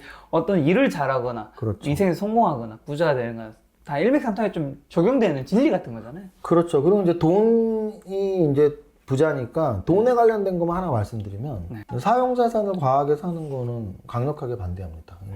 제가 아까 말씀드린 이제 순자산이 나의 자산 포트폴리오로 형성이 되어 있을 텐데 네. 자산 포트폴리오를 굵직하게 나누면 그냥 뭐 은행도 요즘 현해금이라고 하니까 네. 현금 내금, 부동산, 네. 주식, 뭐 채권은 별로 없다 치고 네. 나의 노후를 위한 연금 자산, 네. 그리고 마지막 5번째가 사용 자산이에요. 그런데 자 생각해 보세요. 현금 예금의 단점은 뭐냐면 네. 현금 예금 비중이 너무 높아. 내가 10억 있는데 10억이 다 은행에 있어. 아까 우리 서로 말씀드렸던 돈이 안 늘어나. 투자 수익률이 거의 제로에 가까워지는 네. 단점이 있는 거고요. 부동산만 있어. 그러면 나의 유동성이 굉장히 낮아지는 거죠. 네. 부동산만 10억 있고 아무것도 없어. 내가 한 3천만 원만 필요해도 10억짜리 팔아야 돼요. 근데 10억짜리 내놨더니 팔리지도 않아. 유동성 문제에 직면하는 거죠. 그래서 그렇죠. 부동산만 있어도 안 돼. 네. 주식만 있어도 안 돼요. 주식만 있으면은 뭐 리스크가 뭐 이렇게 있는 게 주식이니까. 변동성이 너무 심해요. 네, 주식만 있어도 안 돼. 그러면은 뭐 채권 투자하시는 분들은 뭐 채권도 하시면 되지만 이제 채권은 은행 예금과 주식은 중간 정도라고 보면 되고 약간은 리스크가 있고 약간은 수익률이 더 높은. 근데 이제 이 사용 자산이 있는 분들은 저는 이제 강력하게 좀 반대를 하고 싶은 거예요. 사용자산. 네, 사용 자산이라는 말은 좀 공식 용어인데요. 자산 중에 소모품이 아니고 네. 내가 사용하는데 비싼 것들이 있단 말이에요. 남자로 치면 자동차가 되겠죠. 여자분으로 치면 뭐 명품백이나 의류가 명품 의류가 되겠죠.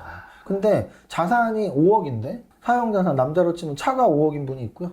여자도 자산이 5억인데 고소득자예요. 뭐 진짜 1년에 1억씩 벌어. 근데 5년 있다 봤더니 자산은 5억이래. 뭔가 봤더니 명품 의류하고 명품백이래. 흔히 그러면- 말하는 요즘에 젊은 분들이 빌라에 사는데 외제차. 네. 그러면 과연 그 사용 자산이 우리에게 무엇을 줄 수 있는지를 보면은 아무것도 못 주는 건 아무것도 못 줘. 근데 저는 제 웃긴 말이 그런 말씀 하는 분들이 있더라고요. 야, 이 차는 지금 3억 주고 사도 뭐 10억 써도 10년 있어도 3억에 팔 수 있어. 뭐 이 명품백은 리미티드라서 지금 5천만 원에 사도 뭐 5년 있다가도 5천만 원에 팔 수 있어. 실제로 뭐 샤테크라는 말도 있잖아요. 근데 이제 저는 거기에 이제 결사 반대를 하는 거죠. 그 이유는 아까 말씀드린 그 부분이에요. 그럼 투자 수익률이 얼마나 되는데? 1년에 그럼 몇 %나 본전에도 저는 못 팔 것 같은데 어쨌든 본전에는 판다 쳐도 네.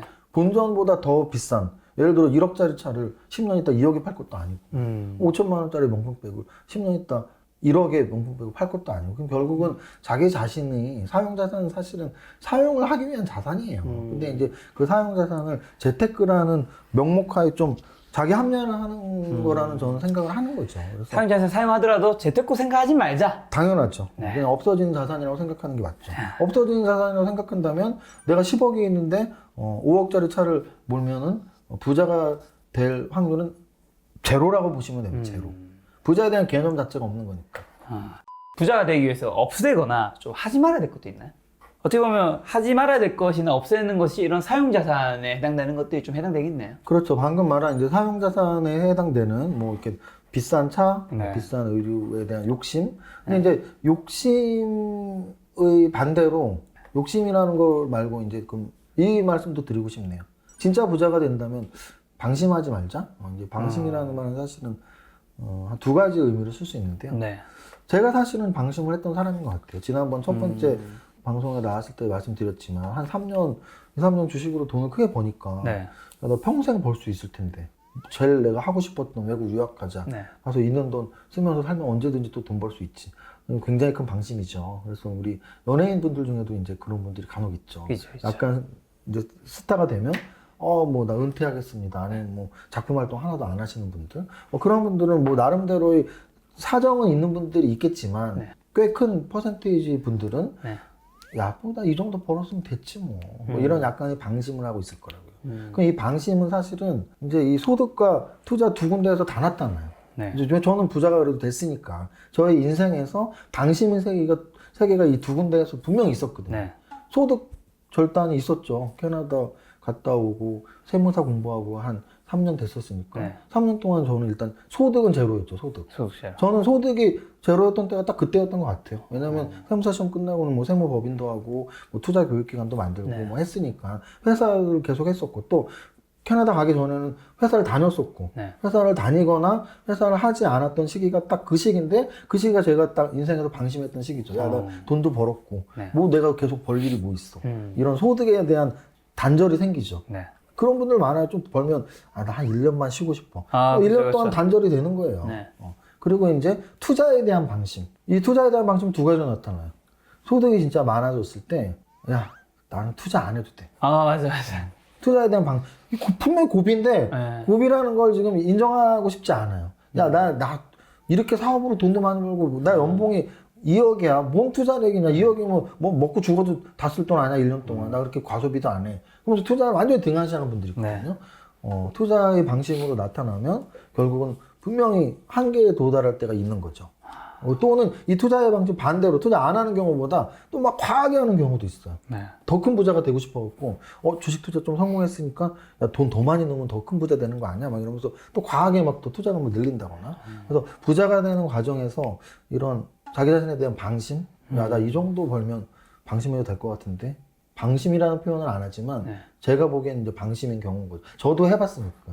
저도 방심을 인생에서 해봤으니까. 그래서 진짜 부자가 되는 그 과정에서 방심하고자 하는 마음이 나타날 때, 나 아직 목표 다 이루지 않았잖아라고 좀 책찍질을 할 필요는 있을 것 같아요. 야, 이 투자에 대한 방심에서 방금 든 생각이 이 세무사님이 여기 이제 적힌 게 100억 부자잖아요. 100억 부자가 되기 위해서 예를 들어 본인이 만약에 연봉이 2억이에요. 사실 연봉 1억 넘는 사람이 제가 몇 년 전 자료를 보니까 4% 되더라고요. 그렇죠. 별로 없습니다. 그럼 연봉 2억이 넘는 사람은 1%가 안 될 거란 말이죠. 연봉 2억 넘는 사람이 뭐 그 연봉 2억 넘는 걸 50년 동안 못 할 거잖아요.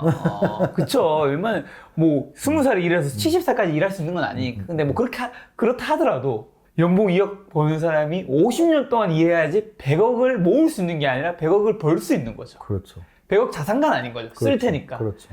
그러니까 100억대가 넘어가는 자산가가 되려면 진짜 투자 소득 이런 게 없으면 거의 안 된다고. 불가능하다. 그냥 부자 공식 지하를 기억하세요. 고비라고 생각하면 딱 맞습니다. 자, 그럼 이제 부자의 반대편에 가난이 있는 거지 네네. 않습니까? 가난은 좀 뭐라 생각하십니까? 세무사님. 이거 굉장히 조심스러운 부분이죠, 사실은. 네. 부자의 이야기는 꿈의 이야기고, 가난의 이야기, 현실의 이야기잖아요. 그럼 이제 우리가 현실의 이야기는 정말 힘든 부분, 아픈 부분들이 있는 분들이 있는데, 네. 그거를 제가 또 어줍잖게 가난은 이런 거야 라고 했을 때는 제가 그런 정도도 아니고, 네. 그래서 약간 현실은 좀 철학적인 접근이 저는 맞다고 보거든요. 그러니까 꿈은 구체적이해야 된다고 말씀드렸잖아요. 네. 근데 현실은 더 구체적일 수 없거든요. 우리가 겪고 있는 게 현실이에요. 그러면 그렇죠. 가난이 뭐라고 막 제가 하는 건 그렇고, 어쨌든 우리가 요즘 좀 뭐 흙수저 뭐 이런 얘기 많이 있잖아요. 근데 이제 저도 뭐 사실 그리 부유하진 않았습니다. 그래서 저도 이제 그렇게 겪어봤고, 불편이겠죠, 불편. 불편한 게 일단 많죠. 그렇죠. 저도 무언가를 함에 있어서 돈이 없어서 불편한 적이 많았고, 네. 근데 그 불편한 거에서 제일 컸던 건 좀 기회의 불편함 같은 것도 느낄 때가 있죠. 기회의 불편함. 그래서 뭐 무슨 차, 그쵸. 어디 지역, 사는 지역 이런 게 기회의 불편함을 뭐 불평등이라까지 말한다면, 그래서 어떻게 보면 아까 제가 말한 사용자사님 좋은 차를 막 억지로라도 젊은이들이 타려고 하는 것도 내심 공감은 할 수 있어요. 왜냐면은 좋은 차 타면 대우해 준다는 거 알고 있거든요. 그렇죠. 근데 난 좋은 차가 아니니까 대우를 못 받고 있잖아요. 그래서 대우받고 싶어서 좋은 차, 좋은 좋은 백을 갖고 다니고 싶은 거죠. 근데 어찌 보면 그게 바로 가난해서 느끼는 가장 큰 불편함이 아닌가. 사람들이 시각 또는 기회의 불평등, 불편함. 그거는 이제 이겨내기 위해서 좀 돈을 벌려고 하는 거고요. 근데 이제 저도 사실은 뭐 20대 때 전혀 이제 뭐 돈이 여유롭지 않았던 사람으로서 이겨내려고 좀 하는 거는 좀 그래도 추천드리고 싶어요.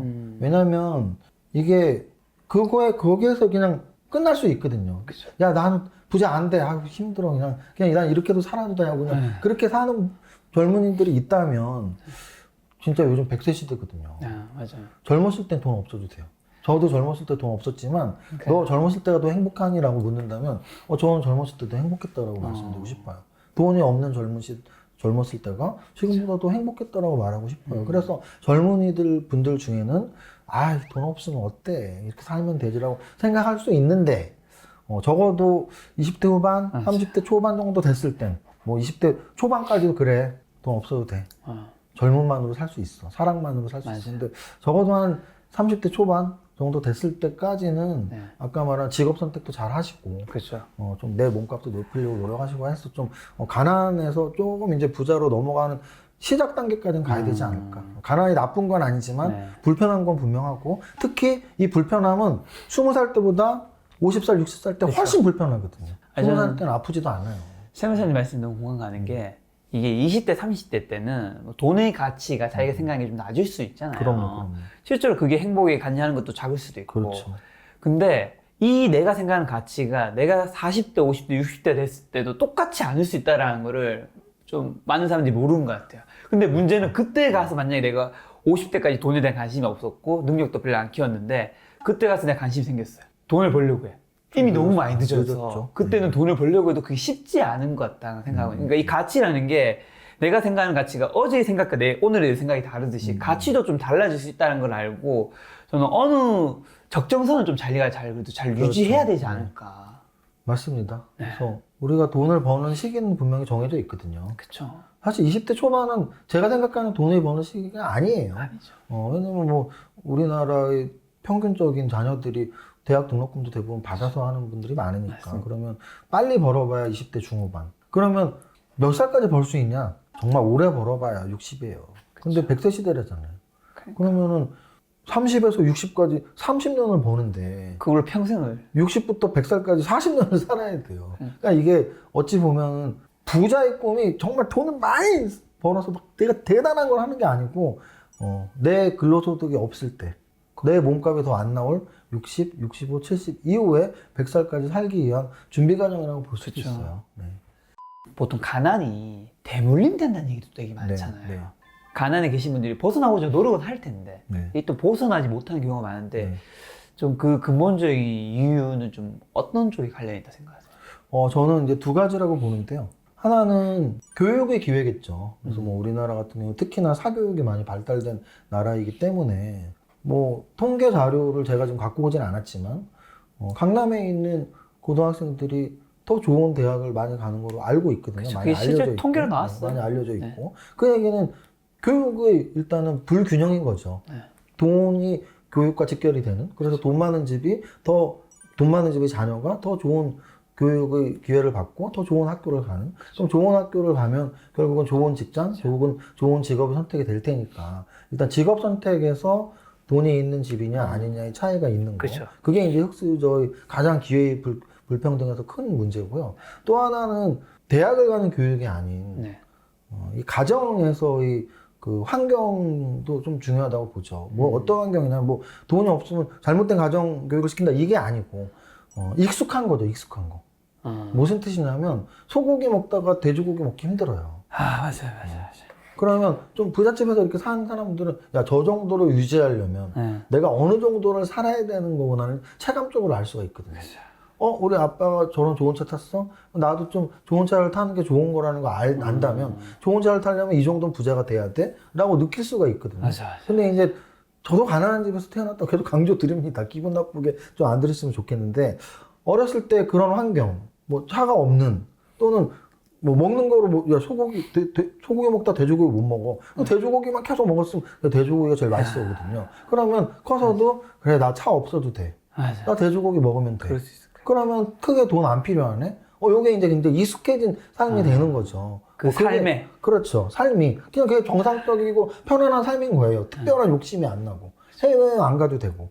그래서 저는 결국은 부의 대물림이라는 건 그 두 가지 교육의 기회 그리고 어렸을 때부터 내가 이 정도 부는 있어야 돼. 내가 이 정도 부는 있어야 대한 거기에 대한 그 환경의 차이 그 정도인 것 같아요. 그리고 뭐 개인의 성품이나 그런 건 다 제각각일 테니까 확률적인 얘기를 하는 거예요. 왜냐면 가난한 집에서 태어나서 당연히 부자가 되신 분 많이 있고요. 또는 부잣집에서 태어나는데 쫄딱 망해서 폐가 망신한 분 많이 있습니다. 그러니까 저는 계속 확률적인 얘기. 만약에 부잣집 자녀가 더 부자가 될 확률이 가난한 집 자녀보다 그쵸. 높다면 그 높은 이유는 이 두 가지 정도일 거다.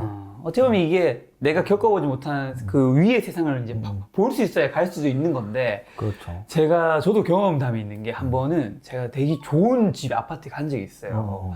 전 그때까지 집은 뭐 적당하면 되지 했는데, 그 생각이 진짜 내가 모든 걸 알고 그렇게 말을 한 게 아니라 내가 사는 공간에서만 살다 보니까 그 바깥의 세상을 안 본 거죠. 그렇죠. 근데 가보니까 좋은 집에 가고 싶다 생각이 드는 거예요. 그렇죠. 그 다음에 두 번째가 제가 서울에, 제가 원래 고향이 대구거든요. 아, 네. 30살에 이제 처음으로 서울에 올라왔어요. 그러고 있다가 딱 데이트를 하러 이제 브런치를 청담동에 있는 어느 식당에 가서 먹는데, 그날이 아마 한 주말에 오전 11시쯤 됐어요. 늦은 점심, 늦은 이제 아침감, 늦은 아침 겸 점심이죠. 사람들 복장이 너무 클래식하고, 야, 복장이 너무 깔끔하고 있어 보이는 거야. 기티가 나고. 그걸 보면서 그때 야, 이런 세상도 있구나 라는 생각이 들었거든요. 그걸 보면서 나도 저렇게 좀 남들이 봤을 때 좀 기티나게도 있고 좀 깔끔하게 있고 이런 좋은 식당에 뭐 매일은 아니더라도 좀 자주 갈 수 있는 사람이 되고 싶다는 생각 그때 처음 해봤어요. 근데 그전에는 그런 생각 못 해봤어요. 왜냐면 맨날 뭐 김밥 천국 가서 밥 먹고 동네에서 뭐 그냥 육개장 먹고 회상권 먹고 하니까 그게 불편한 건 아니니까. 왜냐? 익숙하니까. 그렇죠. 맞습니다. 이게 좋다 나쁘다는 분명히 아니죠. 뭐 그쵸. 부자가 좋다 하는 게 나쁘다가 아니고, 계속 말씀드리는 건 오늘 주제가 이제 부자니까 네. 뭐 부자가 되기 위해서 어떻게 해야 되냐, 뭐 가난한 분들의 대물림 이런 거에 대해서 확률적인 말씀을 드리는 겁니다. 그렇죠. 자, 그럼 우리가 사실 라이프 스타일이 되게 중요하잖아요. 이 라이프 스타일에서 부를 좀 창조하는 것까지는 좀 부를 파괴하는 것도 좀 있을 것 같은데. 네네. 라이프 스타일 같은 경우는 사실은 결국은 뭐 어떻게 살아가느냐의 문제잖아요. 네. 그러면 부자들의 라이프 스타일과 가난한 사람들의 라이프 스타일을 비교하는 건 조금 이제 결정이 된 이유니까. 부자의 라이프 스타일과 가난한 사람들의 라이프 스타일 보면 다를 수밖에 없죠. 아, 그렇죠. 근데 이제 일단 경제력은 차이가 없는데 네. 그 사람의 라이프 스타일이 어떤 차이가 있었을까, 네. 과거로 네. 그 경제력이 결정되기 전에 어떤 라이프 스타일이 있었을까로 본다면 저는 좀 명확한 것 같아요. 어떤 건가요? 일단은 부자가 되었던, 현재 부자가 된, 과거에 딱 지켜봤는데 부자가 아니었는데 네. 현재 부자가 된 사람들의 라이프 스타일은 뭐 이런 말하긴 뭐하죠. 욕심이라는 표현이 꼭 나쁜 건 아니잖아요. 아, 그렇죠. 저는 욕심이 일단 있어야 된다. 있어야 된다. 부자는 좀 욕심이 있는 사람들이 대략률이 높더라고요. 모든 라이프 스타일은 이제 욕심이 들어가겠죠. 뭐 자기 관리도 열심히 하고, 자기 개발도 열심히 하고, 뭐 회사를 다니면 회사 일도 열심히 하고, 사업을 하면 사업도 열심히 하고, 뭐든지 열심히 하고, 뭔가 얻으려고 욕심을 갖고, 그럼 또 주변 사람들 중에 쟤는 욕심이 많아. 그러니까 우리나라에서 제일 이 부자가 되는데 걸림돌이 두 가지예요. 뭐 돈 밝히면 쟤는 돈을 밝혀. 뭐 욕심은 쟤는 욕심이 많아. 사실은 근데 부자가 된 사람들은 좀 돈을 밝히고 네. 욕심을 내는 경우가 좀 많이 있는 것 어떻게 같아요. 보면 부자 되는데 걸림돌은 옆 사람일 수도 있겠어요. 사실 부자가 아닌 분들은 주변에 부자가 아닌 분들이 있을 확률이 높잖아요. 부자 주변에 당연히 세무사님 주변에 부자가 저보다 훨씬 많겠죠. 이거는 사실 뭐 시청자 이게 점검을 안 해도 알 수 있는 거잖아요. 그렇죠. 그 욕심을 이제 연장시키면 인간관계의 욕심일 수도 있겠네요. 그래서 정말 목표 지향적인 분들은 사람을 만나도 이 관계의 목표를 세우더라고요. 저분은 나한테 도움이 돼? 도움이 안 돼. 그렇게 인간관계를 지속하는 거의 여부를 그렇게 결정하는 분들도 있을 정도로. 그래서 아마도 어떤 목표가 있고 욕심을 내고 그 욕심을 내기 위해서 실행하려고 하는 이런 라이프 스타일 차이가 있고요. 또 하나는 이제 제가 욕심에 관련돼서 하나 말씀드리면, 제가 이제 세무사 공부할 때 회계학 강사분이 그 말씀을 하셨던 것 같아요. 공부하는 학생들 막 딴짓하고 막 잘 안 하고 야, 니네 그래갖고 합격하겠니? 그러면서 굉장히 시니컬한 말투였는데, 야, 그냥 공부하지 마. 욕심 버리면 마음 편하게 살 수 있어. 근데 공부해서 자격 따고 싶으면 열심히 노력해. 그 문장이 이제 딱 한마디로 하면 욕심을 버리거나 노력을 하거나거든요. 그렇죠. 결국 부자는 그냥 하늘에서 돈 뚝 떨어지는 게 아니거든요. 뭔가 열심히 해서 직업도 선택을 했고, 또 그 직업에서도 몸값도 올려야 되고, 또 열심히 해서 투자도 해야 되고, 모든 부분에서 열심히 하는 노력들이 있어야 된다면 결국은 그 노력을 해서 얻을 건지, 나 정말 싫은데 아, 나 노력할 시간도 없고 정력도 없고 마음도 없는데 그럼 노력 안 하면 돼요. 그 대신 욕심을 안 내면 돼. 그러니까 이제 얻을 거면 욕심을 낼 거면 노력을 하고 그래 나 노력할 자신 없어. 욕심 버리시면 돼요. 부자는 어차피 선택이거든요. 선택이니까. 부자를 선택했다면 욕심을 내고 아 나 부자 안 돼도 돼. 그러니까 지금 딱 이 정도로 살면 돼. 그러면 욕심을 버리신 대신 노력을 안 할 수 있는 삶을 살 수 있잖아요. 저는 그게 아직도 기억이 나더라고요. 살면서 굉장히 중요했던 말 중에 하나였어요. 욕심. 혹시 그럼 또 다르게 부자와 가난한 자의 가장 큰 뭐 사고방식일 수도 있고요. 딱 보셨을 때 두 집단의 가장 큰 딱 한 가지 차이를 가르는 기준이 있다면 그냥 딱 이 두 집단은 이게 다른 것 같아요. 결정 관점이 돈인 것 같아요. 우리가 어떤 이제 다 선택을 해야 되잖아요. 선택. 무슨 선택을 함에 있어서 이 두 가지 결정에서 굉장히 판단이 힘들 때가 있단 말이에요. 그럼 무엇을 고려하느냐의 문제에서 부자들의 습성은 경제적인 측면에서 1순위로 고려하는 것 같아요. 그러니까 이게 이제 예를 들면 사회적인 현상도 마찬가지인데 어떤 사회적인 현상이 나왔을 때 어떤 분들은 그걸 사회적인 현상으로 보는 분들도 있고 어떤 분들은 그걸 경제적인 현상으로 보는 분들도 있고 근데 저 같은 경우는 사실은 사회의 모든 부분들이 문제가 이렇게 불거져 나왔을 때 경제적으로 판단하는 경우가 있거든요. 예를 들면 그렇게 되겠네요. 우리 뭐 이라크 문제랄지 중동 지역 문제가 생겼을 때 이런 뭐 정치 역학적인 뭐 미국이 과연 거기를 이렇게 침공을 먼저 했다면 왜 했을까 막 이런 얘기 막 많이 나올 때가 있잖아요. 그럴 때 이제 저와 같은 경제학적 관점 또는 부자학적 관점에서 보는 분들은 야, 그 뭐 서구가 때문이지 뭐 이런 쪽으로 보는 거죠. 그래서 이런 여러 가지 사회 현상들도 결국은 돈이 어떻게 흘러갈지에 대한 예측을 계속 하려고 노력을 하고 돈이랑 친한 거죠. 모든 관점을 그쪽으로 결정하려고 하니까. 그래서 저는 계속 일관적으로 말씀을 드리지만 부자가 되려고 하거나 또는 부자가 된 사람들은 돈을 굉장히 좋아하는 사람들이에요. 돈을 좋아하지 않으면 부자가 될 리가 없고요. 돈을 좋아한다는 얘기는 어떤 선택의 기준에 있어서도 돈을 1순위로 판단 기준으로 둘 겁니다, 분명히. 그러면 판단이 서로 다를 때가 많이 있죠. 세무사님 돈이 많아서 좋은 건 뭐라고 생각하세요? 아까 말씀드렸지만 돈이 많은 부자들은 또 경제적 자유예요, 경제적 자유. 내가 돈 때문에 못하는 건 없구나. 그리고 또 하나는 그 아까 시간적 자유가 그렇게 부러우시다면 뭐 당장 일 안 하면 되잖아요 말했지만 야, 나 먹고 살 건데 어떻게 일 안 할 수 없어. 근데 부자들은 정말 시간적 자유가 필요하다면 일 안 할 수 있겠죠. 저도 캐나다에서 2년 살다 왔으니까. 그때 제가 방심이라는 표현을 쓴 이유가 뭐냐면 부자는 시간적 자유가 있는 게 아닌데 저도 그때 어린 나이에 막 돈 막 급하게 벌다 보니까 야, 나 이제 일 안 해도 살 수 있겠구나. 뭐 이러면서 2년 갔다 온 거거든요. 그래서 어쨌든 그게 좋은 건 아니지만 하여간 선택을 할 수 있다. 나 일 안 할래. 시간적 자유. 그리고 또 하나 중요한 거는 저는 이제 주식으로 부자가 된 거잖아요. 그냥 부자보다 주식으로 부자 된 게 좋은 거 진짜 하나 있습니다. 뭔가요? 인간관계에서의 자유. 그거는 제가 누리는 가장 큰 자유예요. 그렇죠. 가장 큰 자유. 뭐냐면 우리가 뭐 사업을 하든 회사를 다니던 제일 힘든 부분이 사람 때문에 힘든 거거든요. 내 일 때문에 힘든 거는 크지 않아요. 맞아요. 일이 너무 많으면 좀 줄이면 되고 일이 잘 안 되면 좀 더 열심히 하고 시간의 기회를 보면 되고 근데 사람 간에 문제가 생겼을 땐 정말 죽일 수도 없고 살릴 수도 없고 맨날 걔 생각만 날 때가 있어요. 저 인간 때문에 내가 이거 해 마로 회사를 다녀 마로 사업을 해 마로 저 갑질하는 인간 뭐 이러면서 사람이 너무 싫을 때가 있단 말이에요. 그럼에도 불구하고 우리가 그 일을 계속 해야 되는 거죠. 그게 직업이니까. 그건 부자도 마찬가지예요. 부자들은 왜 사업상의 파트너가 없고 가불이 없겠어요. 그거 다 참으면서 하겠죠. 근데 주식 투자로 부자가 되면 인간관계 자유는 확보된다.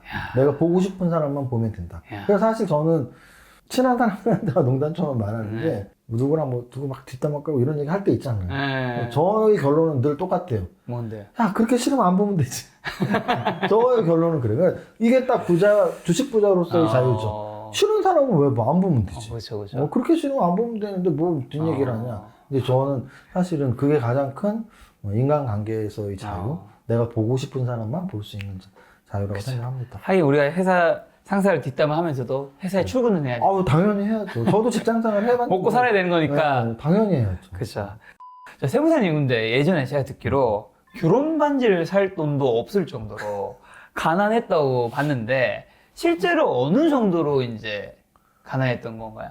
우리 막뭐 칡뿌리 캐먹고 이런 정도 아니죠. 이 정도 아니니까. 근데 요즘 젊은이들이 들으면 그래도 뭐 그 정도 없었어. 네. 흑수저 맞네라고 공감할 수 있는 정도로 하면 제가 결혼을 일찍 했어요. 28살. 28. 이제 사정이 있어서. 저는 당연히 돈이 하나도 모으지도 못했을 나이에요. 네. 왜냐면 군대를 늦게 갔다 왔는데 군대 제대 말년병장 때 한 거거든요. 그러니까 군대 그때 병장 월급이 13,000원이었으니까 네. 돈은 10원도 없을 때예요. 우리 부모님은 돈이 있냐? 부모님도 돈이 없을 때예요. 근데 왜 했냐면 이제 뭐 아홉수 뭐 이런 얘기가 막 나왔었어요. 그래갖고 야, 제대하면은 29인데 뭐 해서 그러면은 제대하기 전에 8살에 하죠 뭐 하게 된 건데 정말 아무것도 없이 해야 되니까. 그래서 그때 기억이 이제 수원에 굉장히 작은 평수. 제 기억엔 그때 전세 1,000만 원 했던 것 같아요. 전세 1,000만 원짜리 집을 이렇게 같이 했죠. 거의 처갓댁에서 좀 이렇게 해줬던 것 같아요. 네네. 그 우리 집은 반반씩 했던 것 같아요. 근데 이제 문제는 뭐 결혼식장이나 이런 거야. 저기 하면 되잖아요. 축의금 들어온 걸로 밥값 내면 되니까. 네. 근데 이제 결혼 예물을 하는데 예물은 예산에 전혀 없었거든요. 그랬는데 이제 장모님하고 와이프랑 갔죠. 뭐 이렇게 고르라는 거예요. 뭐를. 다이아 반지랑 시계를. 근데 다이아 반지는 저는 일단은 저는 하고 싶지 않았어요. 돈이 없으니까. 그래서 저는 큐빅으로 했었습니다. 와이프가 제일 작은 거 했었던 것 같아요. 제일 아주 기본인 거. 그 당시로 네. 치면 뭐 몇십만 원짜리였던 것 같아요. 네. 그래서 어쨌든 뭐 결혼 반지 큐빅으로 했던 기억들, 그리고 뭐 굉장히 작은 뭐 9평짜리였나? 그 전세 네. 1,000만 원짜리에서 이제 수원에서 신혼생활 하면서 네. 이제 첫 여의도 직장 생활 할 때 거의 2시간 이상, 2시간 반 정도 2시간 거리. 출퇴근 했던 기억들. 그리고 또 그때 컴퓨터가 없었거든요. 네. 컴퓨터를 거의 한 24개월 할 거 뭐 이 정도로 카드로 샀던 기억들. 컴퓨터가 있어야 되는데 없는데 컴퓨터 살 돈이 없으니까. 네. 그리고 신혼여행을 제주도로 갔었는데 제주도 호텔값이 너무 비싸더라고요. 네. 그래서 내 절친 친구가 제주도에 이렇게 약간 세컨드 하우스 개념으로 집이 있다 해서 그걸로 간 거예요. 근데 그게 이제 막 나는 막 저 푸른 초원 위에 별장 같은 건 줄 알았는데 그냥 이렇게 빌라 같은 거 있는 거예요. 그래서 이제 신혼여행을 거의 가정집 빌라로 갔었던 기억. 굉장히 미안했죠 와이프한테. 내가 엄청 자랑했거든요. 야, 막 결혼 반지도 큐빅도 하고. 내 친구가 응. 그러니까 결혼할 집이 당시에 있어. 제일 미안했던 게 뭐 큐빅 이런 건 상관없는데 제주도로 가는 것도 조금 그랬는데 야 우리 호텔보다 더 좋은 데 갈 거야. 별장인 줄 알았는데. 별장이야 별장. 막 바닷가 보이는 별장 했는데 막상 약간 가정집 같은 세컨하우스 개념의 연립주택 그 빌라의 한 호수 네. 딱 그냥 가정집이었어요. 그래서 거기서 조금 미안했었던. 그래서 뭐 그런 정도였죠. 학창 시절 때는 뭐 학원 같은 거 하나도 못 다녔었고, 뭐 결혼할 당시에도 뭐 돈은 하나도 없었고, 그래서 와이프가 그런 얘기를 가끔 해요. 그때 나랑 왜 결혼했었어? 그러면 와이프가 딱 벤처기업에 투자하는 마음으로 결혼한 거지. 자. 엔젤 투자하듯이 아무 해도 없는데 얘 대박 나는 거 아니야? 왜냐면 제가 그 당시 와이프한테도 백조 얘기를 했었거든요. 야, 나만 따라와. 보통 엔젤 투자가 10중에 9는 다 날아가는데 성공하셨네요. 어쨌든 과거에 어느 정도까지 흑수저인지 모르겠지만 어쨌든 생활이 그렇게 여유롭진 않았던 건 사실이잖아요. 그렇죠. 내가 하고 싶은 걸 할 수 없는? 돈이 없던 시절에 세무사님은 그래도 가장 힘들었던 건 뭐였다고 생각하세요? 지금 생각해보면 네.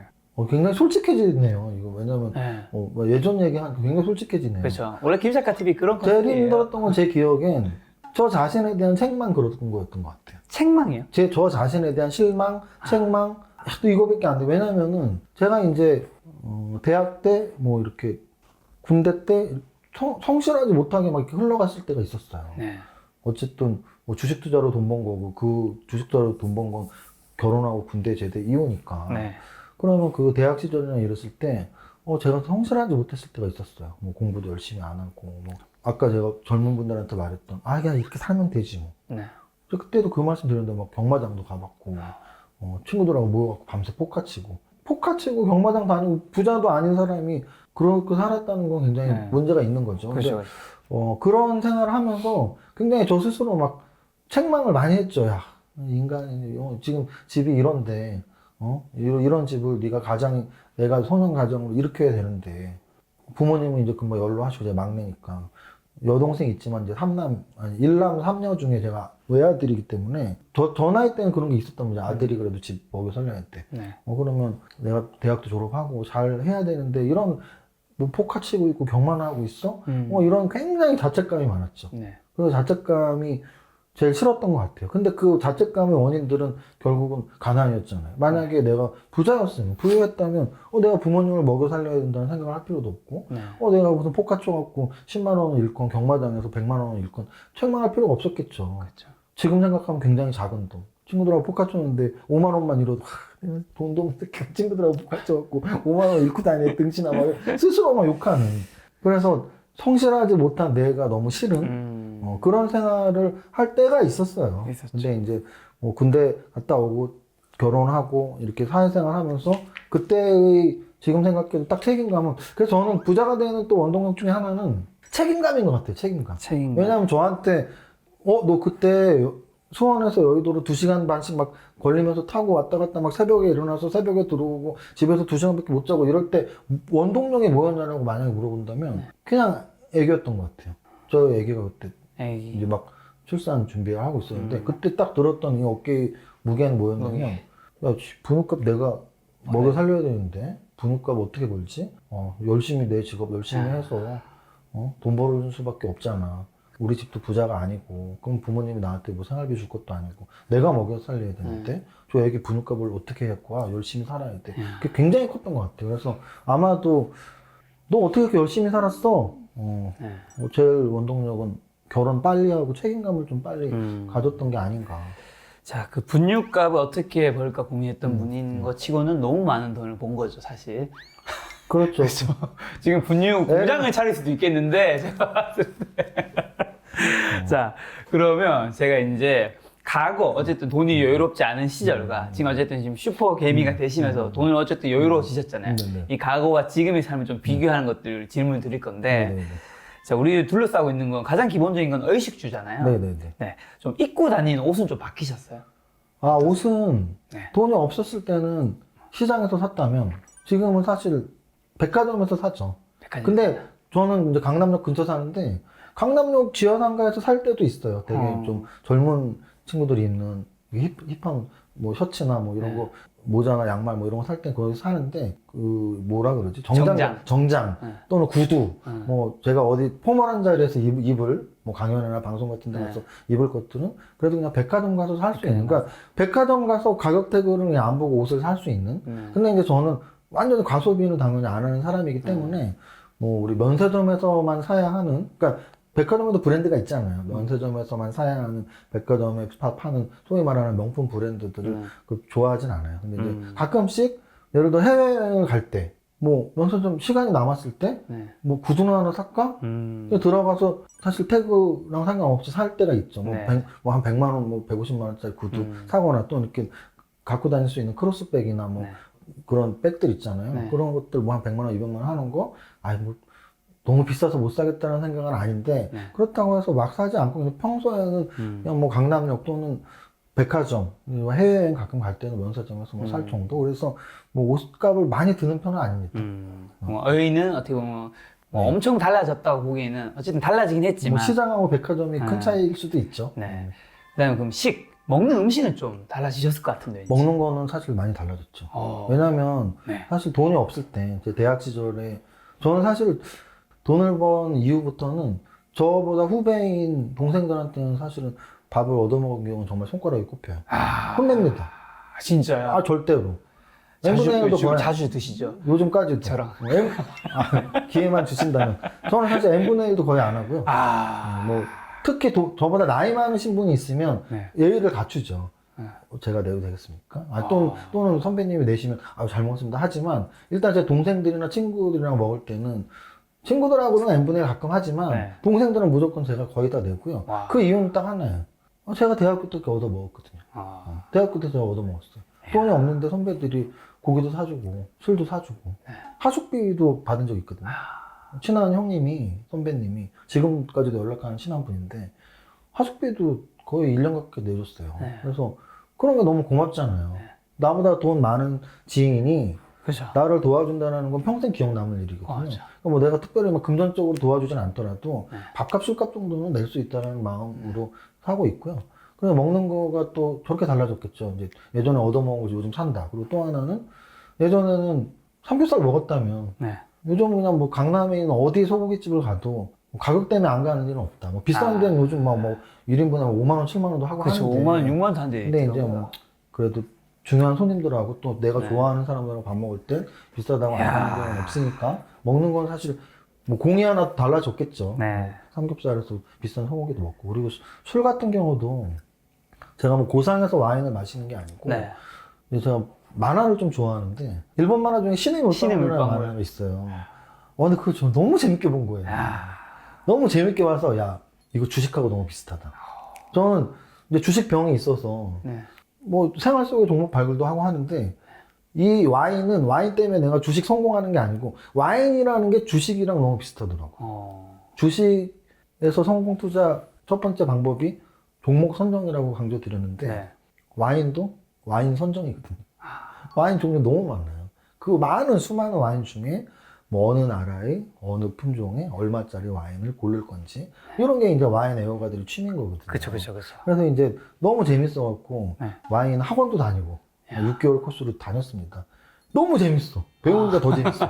배우니까 그 많은 와인의 세계가 너무 재밌어요. 그러니까 또 알잖아요. 네, 그래서 또 학교까지 가서 경희대학교에서 우리 고재은 교수님, 은사님, 우리나라 와인 그 최고이신 분인데 그 교수님 밑에서 석사까지 받았어요. 아, 와인 석사를요? 그렇죠. 이야. 그래서 와인 석사는 사실 논문을 안 써서 수료인데, 그러니까 석사 과정까지 받았다는 네. 거예요. 그래서 와인 공부를 학원하고 학교까지 다 합치면 거의 한 4년을 한 것 같아요. 와. 3, 4년을. 그래서 사실은 요즘도 이제 와인 모임이 좀 있고, 네. 그러면 이제 사실 와인이 비싼 와인들은 뭐 몇백만 원짜리도 몇백 있거든요. 하더라고요. 네, 몇백만 원짜리도 있어요. 몇십만 원짜리는 뭐 부지기. 아주 궁금해요. 몇백만 원짜리 와인은 진짜 우리가 마트에서 사 먹는 2, 3만 원짜리 와인보다 진짜 엄청 다른가요?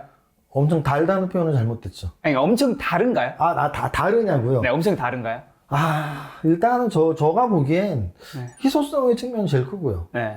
그러니까 전통의 그 와인인 거죠. 예를 들어 뭐 프랑스 부르고뉴 지역의 로마네 꽁띠나 네. 아니면 보르도 지역에 이제 오데 샤토라고 있는데 그게 무슨 하루 이틀 만에 생긴 와인이 아닌 거거든요. 네. 정말 몇백 년 동안, 몇백 년 전에도 그 프랑스에서 가장 품종이 귀한 그런 그러니까 귀한 와이너리에서 생산되는 와인이거든요. 그래서 뭐 그런 전통의 의미가 있는 거고, 그래서 가격이 형성되어 있는 거고, 등급제다 보니까.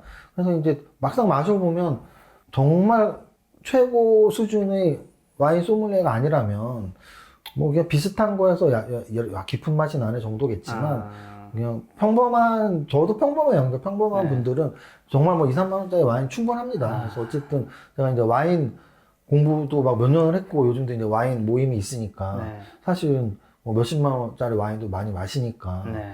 분명히 의식에서 의는 별로 안 바뀌었다면 식은 야. 삼겹살에서 소고기를 먹고 소주에서 와인도 마시는 아. 많은 좀 변화가 있었네요, 사실. 야, 식 측면에서 세무사님과 굉장히 친해지고 싶네요. 일단 사준다, 소고기 먹는다, 와인 좋아한다. 이 세 가지 다 내가 혜택을 받을 수 있는 거예요. 저보다 동생 맞으시잖아요. 그러니까 제가 동생이니까. 야, 식 좋네요. 다음에 어느 와인집에서 만나 뵐지 모르겠는데. 자, 그럼 세 번째 네. 사는 곳은 좀 달라지셨습니까? 사는 곳은 사실 이제 제가 그렇게 막 과소비하고 욕심내는 사람은 아니에요. 네. 뭐 차 욕심이나 뭐 집 욕심 그렇게 있지 않은 사람이고 네. 그 대신 집에 대해서 확실하게 달라진 건 있죠. 첫 직장에서 굉장히 스트레스 받았을 때가 네. 수원에서 여의도로 한 2시간 이상, 2시간 반, 왕복으로 거의 5시간 왔다 갔다 했는데 네. 그때 결심을 했었죠. 내가 돈 벌면 나는 바로 회사 옆에 집을 얻어야지. 그래서 한 10년 전부터 저가 운영하는 회사가 강남역 근처 그 네. 뱅뱅 사거리에 있는데 아, 그 뱅뱅 사거리 근처에서 한 10년 살고 있어요, 지금. 네. 그러니까 걸어서 뭐 거의 3분 거리예요. 집에서 회사가 야. 3분 거리에 위치해서 네. 살고 있다라는 게 복이죠.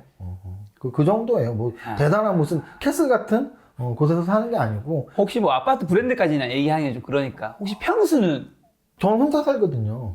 왜 혼자 사세요? 아니 이제 기러기 아빠 생활도 오래 했고 그리고 지금은 또 그 제주도의 국제학교에 또 둘째가 다니고 와이프랑 같이 있어서 네. 저는 이제 강남에서 한 10년 정도 혼자 살았어요. 그러니까 혼자 사니까 한 30평대에서 혼자 살고 있습니다. 아, 30평대에서 혼자. 네네. 자, 그 다음은 이제 의식주보다 더 중요한 것들이 또 네. 존재하죠. 시간. 시간. 시간은 좀 어떻게 달라지셨어요? 시간은 네. 아까부터 말씀드렸듯이 시간적 자유는 절대 부자가 누리는 자유는 아니거든요. 부자가 선택할 수는 있지만 그래서 이제 뭐 제가 시간이 많아졌다 이런 표현을 하고 싶진 않고요. 네. 시간 결정권은 거의 있죠, 100%. 그래서 직장 생활 저도 이제 뭐 수원에서 여기로 직장 생활 했을 때는 시간 결정은 당연히 없었죠. 네. 그런데 그 이후에 세무법인을 차리고 네. 또는 지금 하고 있는 회사 이렇게 차리고서 이제 시간 결정권은 어떠냐면 뭐 어떤 회사를 운영했을 때든 9시부터 3시 반까지 누구의 방해도 받지 않습니다. 주식 투자. 주식 투자 시장을 계속 보고 단기 매매 종목이 나오면 또 매매하고 또 중장기 투자 종목 계속 체킹을 해야 되기 때문에 네. 9시부터 3시 반 누구한테도 방해받지 않은 4시간으로 만들고 싶고요. 네. 그리고 이제 3시 반이 장 끝났을 때 뭐 요즘 유튜브보다 좀 할 게 많아서 시간적 자유가 없어졌는데 세무법인 할 때는 그때는 장이 3시에 끝났거든요. 네. 한 3년 전에 바뀌었잖아요. 근데 세무법인 제가 한 7, 8년 정도 운영을 했는데 네. 세무법인 할 때 3시에 끝났어요, 장이. 아, 3시에 저는 우리 같이 일하는 근무세무사분들하고 여직원분들한테 저 퇴근합니다 하고 3시에 바로 나와서 제가 다니는 스포츠 센터에 뭐 볼링, 테니스, 수영, PT 다 받을 수 있거든요. 하루에 2개 정도씩 월화수목금을 막 엇갈려서 배우는 거예요. 야. 그럼 3시 끝나고 걸어가서 뭐 한 4시부터 5시까지 1시간. 또 뭐 5시부터 6시까지 1시간 2개 배울 수 있단 말이에요. 그럼 하루에 막 운동복 2개씩 배우고. 그리고 제가 경희대학교에서 와인 석사까지 공부하고, 그리고 또 뭐 부동산 석사까지 공부했던 이유가, 역시 밤에도 내 맘이니까. 내가 누구 뭐 접대할 사람이 있는 거, 처음 접대할 사람이 없으니까. 억지로 누굴 만날 사람도 없고. 네. 그러면, 나 공부하고 싶은데 부동산? 나 와인 공부하고 싶은데? 그럼 공부하고. 그러니까 시간적 자유는 분명히 있는데, 그냥 아무것도 안 하고 노는 게 아니고, 운동도 열심히 하고, 대학원도 다니고, 내가 공부하고 싶은 거 다니고. 그래서 시간 결정권은 뭐 거의 100% 갖고 있다. 어떻게 보면 과거와 지금 둘 다 똑같이 바쁘더라도 지금은 그 시간에 대한 결정권이 나한테 있고 과거에는 그게 사실 나한테 있다기보다는 타인한테, 그렇죠. 윗사람한테 딱 그 있는 것을 차이죠. 하는 거죠. 지금은 내가 하고 싶은 거 열심히 하고 있다. 야, 그럼 이제 또 이게 시간만큼 중요한 게 또 관계잖아요. 관계. 만나는 사람 좀 달라지셨어요? 만나는 사람들은 확실히 달라졌죠. 뭐 부자를 만난다 이런 뜻이 아니고요. 네.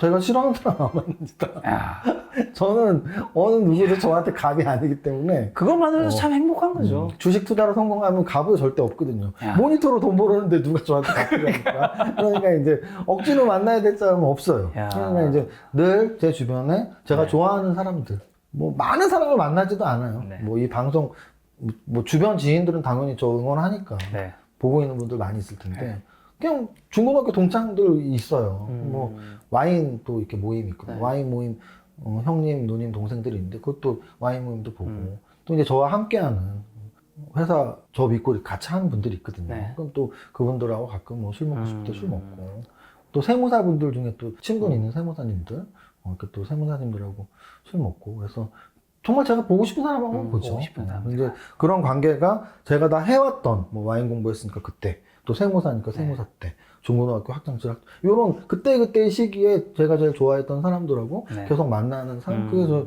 너무 좋고요. 그래서 최근에 이제 또 유튜브 하니까 이제 유튜브 하면서 만난 분들하고 또 그러면 좋겠죠. 그래서 우리 김 작가님하고도 꼭 식사 한번 하면 좋겠네요. 알겠습니다.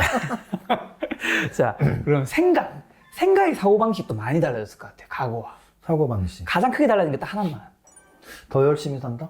아, 진짜요? 무슨 뜻이냐면 사실 이게 고기도 먹어본 놈이 먹는다는 말을 저는 굉장히 제 인생에선 공감을 해요. 저도 공감합니다. 내가 아무것도 이루지 못했을 때 뭐 포카 치고 경마장 다니고 했을 때 그렇게 거기서 끝났을 수도 있죠. 근데 결혼도 되게 빨리 하고 28살에 이제 부니까 벌어야 되는데 어떻게 뭐 열심히 살아야 되는데 근데 그리고 돈을 막 벌기 시작하는 거예요. 이렇게 살면 되는구나. 정말 새벽에 일어나서 새벽에 들어가니까 뭐 잘 되네. 네. 그 정신으로 세무사 공부했었거든요. 야, 내가 그때 새벽에 일어나서 새벽에 하는데 세무사 공부도 새벽에 일어나서 새벽에 자면 되잖아. 세무사 공부했었고요. 그렇게 무언가를 한번 얻어보니까 계속 얻을 수 있다는 생각이 들더라고요. 그래서 지금 사고방식은 계속 얻어본 사람이니까 유튜브도 사실 뭐 10만 유튜브가 쉬운 건 아니잖아요. 어렵겠죠, 그렇죠. 당연히. 근데 대한민국에 한 네. 이제 한 3, 4천 명이 있어요. 네, 정말 어려울 거예요. 근데 이제 그래도 도전하는 이유는 열심히 하면 되겠지. 뭐 그런 마음부터 도전하는 거고요. 그리고 또 하나는 제가 이제 너무 개인 경험이기 때문에 근데 오늘 너무 예전 얘기를 또 물어보니까 또 말씀드리게 되는데 제가 암 초기 진단 받고 암 수술 한번 받은 적 있어요. 네. 그게 이제 그래도 돈 벌은 이후예요. 네. 지금으로부터 한 8년, 9년 됐으니까 네. 40대 초반에 그때 사실 분기점이었어요. 왜냐면 그때 좀 슬럼프도 있었고 술 많이 먹었으니까 대장암 초기였겠죠. 식습관이 안 좋았으니까. 근데 딱 대장암 초기 진단 받고 병원에서 이제 딱 치료 받고 한 일주일 정도 있다 퇴원하고 하면서 네. 느꼈던 건 그때 초기지만 그래도 겁은 진짜 나더라고요. 겁나죠. 야, 이거 이렇게 죽는 거 아니야? 근데 제가 부모님한테 비밀로 했었거든요, 그때. 걱정하시니까. 말씀 안 드리고 혼자 다 이겨냈는데 그때 독방에 혼자 이렇게 누워있으면서 그런 생각이 들었어요. 야, 그냥 이렇게 끝날 수도 있는 거구나, 아프다가. 그렇죠. 그러면 내가 여태까지 열심히 살았는데 무엇 때문에 열심히 산 거냐? 돈 벌려고? 그건 아닌 것 같은데. 그럼 왜 열심히 살았니? 이렇게 열심히 사는 게 내 인생을 쭉 봤죠. 열심히 살았던 시간, 안 열심히 살았던 시간. 근데 열심히 살았던 시간이 하여간 더 행복하더라고요. 무언가를 하려고 막 목표를 갖고 하고, 목표를 얻어내고, 그것서 성취감도 있고. 그래서, 야, 그러면 태어나고 더 열심히 살아야겠구나. 그리고 또 하나는, 이제 아까 말씀하신 관계 같은 건데요. 네. 제가 사실은 그때까지만 해도 그냥 세무법인 하면서 주식만 했었어요. 네. 근데 그 이후에 이제 제가 계획을 하고, 회사를 지금 한 2-3개 하고 있는데요. 회사를 하게 된 이유가 딱 그거예요. 관계, 말씀하신 관계. 주식만 하면 돈은 벌 수 있어요.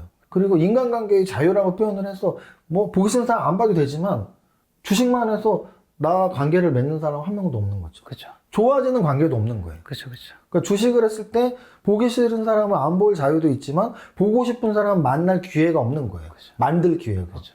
그러면 나는 좀 사람들과의 관계가 이렇게 없다 보면 혼자 누웠을 때 그런 생각이 드는 거죠. 야, 이렇게 열심히는 살고 계속 살면 되는데 네. 무엇을 위해서 열심히 살 것이냐 해서 좀 좋은 사람들과의 관계도 만들고 싶다. 내가 잘하는 분야의 뭐 회사 같은 것도 하고 싶다. 이런 계획이 그때 좀 섰거든요. 그래서 결국은 질문하신 지금 어떻게 변해왔니? 저는 그 두 가지요. 하나는 야, 한 번 얻으니까 얻어보니까 얻을 수 있구나. 성취감 같은 거죠. 네, 더 얻으려고 열심히 살게 되더라고요. 네. 뭐 열심히 하니까 얻을 수 있다는 걸 느꼈으니까 아니까. 더 열심히. 그리고 딱 그 암 그때 기준으로는 돈만 벌면은 또 재밌는 인생은 아니구나. 우리가 골프라는 운동이 저도 요즘 뭐 바빠서 많이 못 치는데 이 나이 먹었을 때 골프하면 행복감을 느끼는 이유가 2가지래요. 하나는 내가 이 잔디를 걸을 수 있는 건강 체력이 되는구나. 2번째는 같이 라운딩 할 친구가 3명이 있구나. 4명이 치니까. 같이 할 수 있는 운동을 나이 막 70까지 먹어서도 할 수 있다는 친구가 있다는 얘기잖아요. 그렇죠. 또 약간의 경제력도 있는 네. 거고. 그래서 저도 그런 영향을 좀 받은 거죠. 아프고 혼자 누워있고, 야, 내가 나중에 5, 60대가 됐을 때, 네. 60, 70대가 됐을 때, 누군가와 같이 허심탄회하게 골프도 치고 사업 얘기도 하고 술도 먹으려면 혼자 주식만 해서 성공하는 건 그렇게 좋은 건 아니구나. 그런 생각도 들었습니다. 자, 그럼 이렇게 얘기한 것들 다 합쳐서 예전과 지금 가장 크게 바뀐 것 딱 하나가 있다면 뭐라 생각하세요? 방금 말씀하신 것 중에 하나 나올 수도 있고요. 딱 하나. 이게 가장 크게 다른 것 같다. 다른 단어로 표현을 해볼게요. 자신감이라고 표현할게요. 왜냐면 고기도 먹어본 놈이 먹는다라는 표현은 결국은 자신감이거든요. 네. 작은 거라도 한번 잃어보세요. 이 방송 네. 보시는 분들도 아직 얻은 게 하나도, 이룬 게 하나도 없다는 생각한다면 작은 거라도 한번 얻어보세요. 얻으면 자신감이 생기거든요. 저 얼굴이 잘났어요. 뭐가 잘났어요. 배불뚝이 아저씨고. 근데 막 사실 강의 같은 거 요즘 코로나 때문에 강의 못하지만 강의 한번 하면 저 잘난 척 엄청 해요. 조진웅 닮았죠? 막 이러면서. 약간 닮으셨어요. 이런 얘기 가끔 들어서 더욱더 합니다. 조진웅 닮았다도 하고, 네. 저 젊었을 때 잘 나갔다는 얘기도 막 하고 하는데, 그게 뭐 의미가 있습니까? 근데 저 나름대로 자신감이죠. 나 여태까지 잘 살아온 사람이야. 여태까지 나 이런 삶 살아왔고, 네. 남한테 피해 안 줬고, 남하고 같이 사는 사회에서 그래도 일원으로서 열심히 살아왔어. 네. 라는 자신감이 사실 저의 인생에서 과거와 현재에서 가장 다른 거예요. 아까 제가 과거에서 가난한 시절에 저에서 제일 힘들었던 게 뭐냐고 질문하셨던 기억 나는데 그때 제가 자책감이라고 말했거든요. 그죠. 그때는 자책감, 내가 뭐 하면 안 되고, 야, 이렇게 살면 안 되는데 라는 자책감이 있었다면 지금은 그래, 잘 살고 있어. 정윤아도 좀 잘 살고 있어. 하고 싶은 거 다 해. 유튜브도 하고, 회사도 하고, 주식도 하고, 내가 좋아하는 사람들하고 술도 먹고, 하고 싶은 거 다 해. 이런 좀 자신감이 있는 사람. 이제 과거에 그런 돈이 없는 시절에서 이제 돈이 꽤 있는 분이 되셨잖아요. 왠지 세무사님은 또 세무사라는 직업도 가지고 계시니까 부자가 될 것 같은 사람이 보이세요? 사실은 네. 저는 사람을 좀 그래도 주식 투자하는 사람이랑 안 하지만 네. 세무사는 굉장히 많은 사람, 그 중에서도 사업가를 만난단 말이죠. 네. 적어도 사업자 등록증을 있는 분들을 세무사들이 많이 만나니까. 네. 그 중에서 또 뭐 증여세나 양도세 신고를 한다는 얘기는 돈이 좀 많이 있는 분들을 만나죠. 그렇죠. 그러니까 저는 사업하시는 분들 또는 자산가 분들을 많이 만나왔기 때문에 네. 약간은 느낌은 있죠. 그래서 느낌 어떤 느낌인가요? 야, 이래서 사업 잘 됐구나. 또는 사업자 등록증 있는 저희 기장업체인데 잘 안 되시면 아, 이래서 안 되시나? 잘 되시나 안 되시나라는 구분? 그럼 이제 거기서 나아가서 사업하지 않고 제 세무사 고객이 아닌 일반적으로 만났을 때, 네. 야, 이 사람은 진짜 성공하겠다. 야, 이 사람은, 야, 너는 돈 벌기 글렀다. 약간 네. 그런 첫 느낌도 있고, 몇 번 만났을 때 그런 건 더 심해지죠. 그래서 아까 제가 말씀드린, 안 보면 그만이지, 이제 걸리면, 야, 너는 안 봐야겠다. 야. 계속 봐야겠다. 이런 게 이제 결정. 그게 어떤 건데요? 네? 조금 더 구체적으로. 이제 보이신다는 거잖아요. 보이죠. 정도는. 당연히 보이죠. 어떤 사람들이 부자가 돼요? 어려운 질문인가요? 아니요. 잘르실 것 같아요. 왜요? 저는 김 작가님이 좀 부자가 될 것 같아요. 왜? 알겠어요. 이거 안 자를게요. 왜요? 궁금해요. 저는 근거 다 될 수 있습니다. 뭔데요? 일단은 인터뷰지가 네. 저는 사실은 인터뷰지 없어도 인터뷰를 하는 사람이에요. 그렇지. 말씀 너무 잘하셨어요. 네, 뭐 방송 인터뷰나 신문 인터뷰, 뭐 이런 또 유명 유튜버분들 여러 인터뷰를 했었는데요. 네. 가장 완벽한. 그러니까 방송 인터뷰가 그래도 방송국은 뭔가 줘야 되니까 그렇죠. 그래도 뭔가 틀이 잡혀 있는데 그쵸. 저는 훨씬 더 완벽한 이 인터뷰지를 만드신 거 보고 정말 깜짝 놀랐고요. 또 그 인터뷰 내용도 보면은 네. 어디서 그렇게 찾았는데 막 여기저기 막 책 인터뷰 이런 거 다 섞어서 막 어디 이상한 데서 제가 기억도 안 나는 거를 막 찾아내서 그걸 질문으로 만드는 거 보시면서 네. 와, 이 인터뷰 한 명 할 때마다 이렇게 준비를 하시는구나 해서 깜짝 놀랐고. 네. 그리고 또 아까 쉬는 시간에도 말씀드렸지만 네네. 이 앞에 음료수가 여러 가지가 있어요. 그렇죠. 이거 무슨 호텔 냉장고도 아니고. 정말 진심이에요. 우리 회사 제가 대표실에서도 물하고 커피밖에 안 먹는데 여기 음료가 지금 막 네다섯. 저는 뭐 이거는 저희 여태 보면 제가 인터뷰 진행하는 사람으로서 도리라고 생각하는 게 어쨌든 여기까지 와주시잖아요. 그래서 저는 그분이 어떤 음료를 좋아하는지 모르니까 굉장히 종류별로 다 이제 좀 많이 세팅해 놓는 거죠. 그래서 하여간 저는 그런 이제 좀 그러니까 자세인 거죠, 자세. 또 첫 방송에서 그 말씀하셨잖아요, 애티튜드. 네, 맞아요. 딱 거기에 해당되시는 것 같아요. 그래서 그런 직업에 대한 자세죠. 제가 말씀드렸지만 어쨌든 부자가 되려면 직업 선택을 잘했어야 되거든요. 그렇죠. 근데 김 작가님은 지금 인터뷰 하시는 직업인 거잖아요. 그렇죠. 근데 그 직업을 너무나 잘하시는 거잖아요. 이 인터뷰 종이, 이 음료수 또는 뭐 쉬는 시간에도 계속 저를 마음 편하게 해주려고 하는 그런 것들이 보면서 진짜 너무 이 직업이 너무 전문가다. 인터뷰하는 직업에. 근데 심지어 거기에서 말씀도 잘하시고. 그러면은 여러 가지를 다 갖췄는데 저도 여기 나오면서 이력을 좀 봤죠. 네네네. 아니 인터뷰한 책들이 꽤 있더라고요. 여태까지 작가님이시니까 책을 쓴 여러 권 중에 인터뷰한 책이 꽤 있더라고요. 네 권 정도 돼요. 그잖아요. 그러니까 이게 얼마나 전문성이 있는 인터뷰를 계속 해오셨다는 거예요. 그래서 정말 잘하는 일이 직업이고 또 좋아하는 일이시니까 계속 하셨겠죠. 그런데 또 이게 이제 요즘의 이 4차 산업혁명 시대의 언택트에서 이런 유튜브가 훨씬 뜨고 있는데 유튜브에 또 진작 또 자리 잡고 이렇게 있으셔갖고 40만 유튜버가 됐다? 그럼 분명 시대를 읽는 눈도 분명 있단 말이에요. 작가로서 인터뷰한 책을 낸 것과 인터뷰하는 유튜브 방송을 개설해서 운영한 건 또 다른 얘기거든요. 근데 그거 두 가지를 다 했단 말이죠. 그래서 그냥 가까이 있으니까 말씀드리는 거예요. 그럼 이분은 앞으로도 훨씬 더 성공하겠구나. 그런 거죠. 어떤 사람을 봤을 때 그 사람이 이 직업을 어떻게 대하는지, 직업에 대한 자세, 성실성, 준비성, 그리고 약간의 노력들과 미래를 보는 눈, 이런 거로 지금 제가 합격점을 드린 거고, 누군가를 만났을 때 만약에 그럴 경우는 어떨 때가 좀 주로 있냐면 네. 약속 안 지키는 사람은 저는 한 번 정도까지는 네. 그런가 보다 하는데 2번까지는 야, 쟤랑 만나면 안 되겠다. 3번 이상 되면은 약속을 3번을 안 지키는 얘기는 안 만나는. 같이 있으면은 네. 스트레스를 굉장히 많이 받게 되거든요.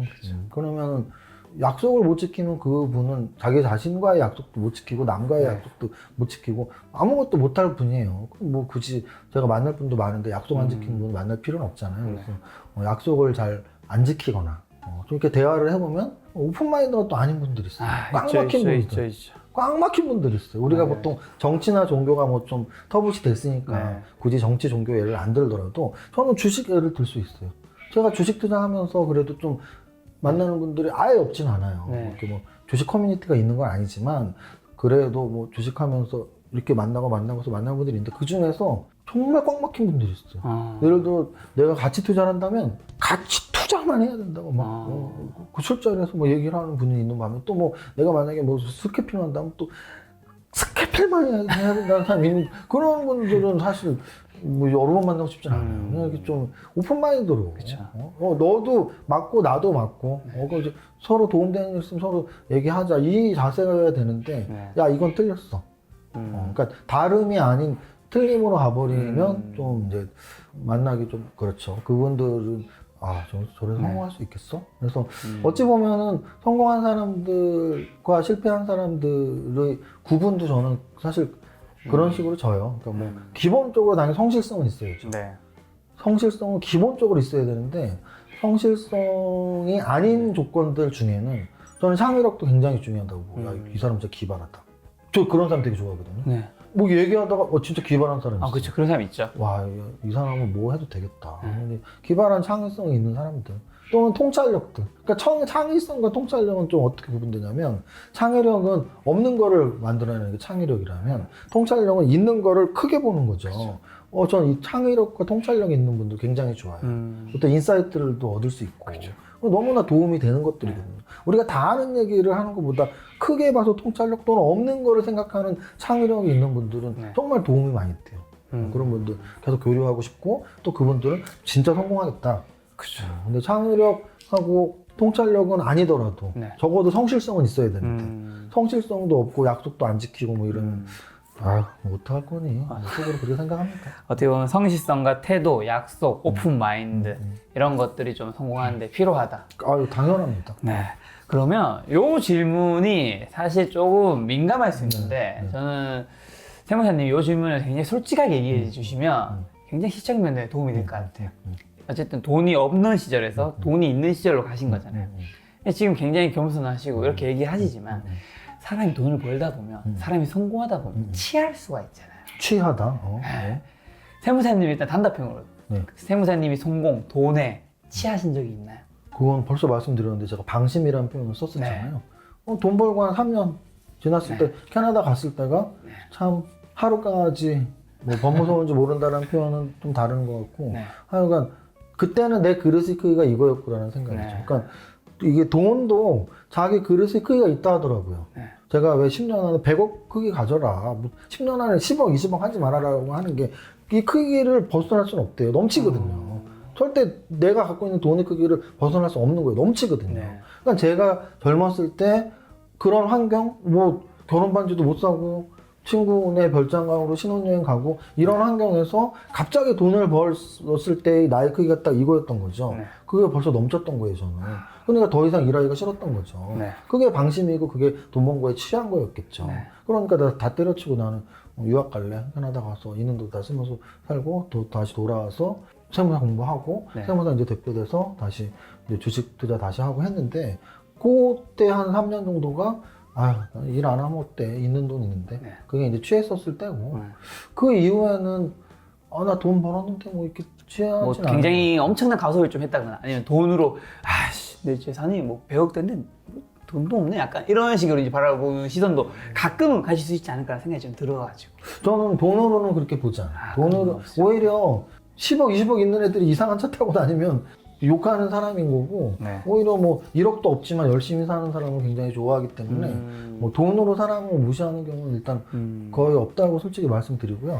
계속 말씀드리지만 저는 어디 가서 주식 얘기, 돈 얘기를 원래 잘 안 했던 사람이에요.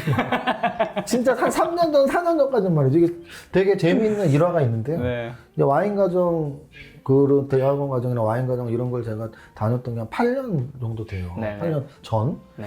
근데 이제 그 당시에도 저는 와인 공부 같이 하시는 분들한테 제가 뭐 주식 잘하고 이런 얘기 한 번도 안 했었어요. 네. 근데 제가 이제 암 한번 걸리고 내가 이렇게 혼자서 주식만 잘하면 뭐하냐 뭐 그런 생각에 블로그를 막 시작을 했었어요. 그게 네. 2015년이었거든요. 네. 2015년 초에 블로그를 딱 시작했는데 제가 이제 그때 블로그 제목이 주식 투자 일지였는데 네. 거기 글을 매일 한두 개씩 썼어요. 네. 그럼 한 1년 정도 되면 막 한 500개 이상 글이 있었을 거 아니에요. 어느 날 엄청 친한 와인 과정 형님한테 톡이 왔습니다. 알아채셨구나.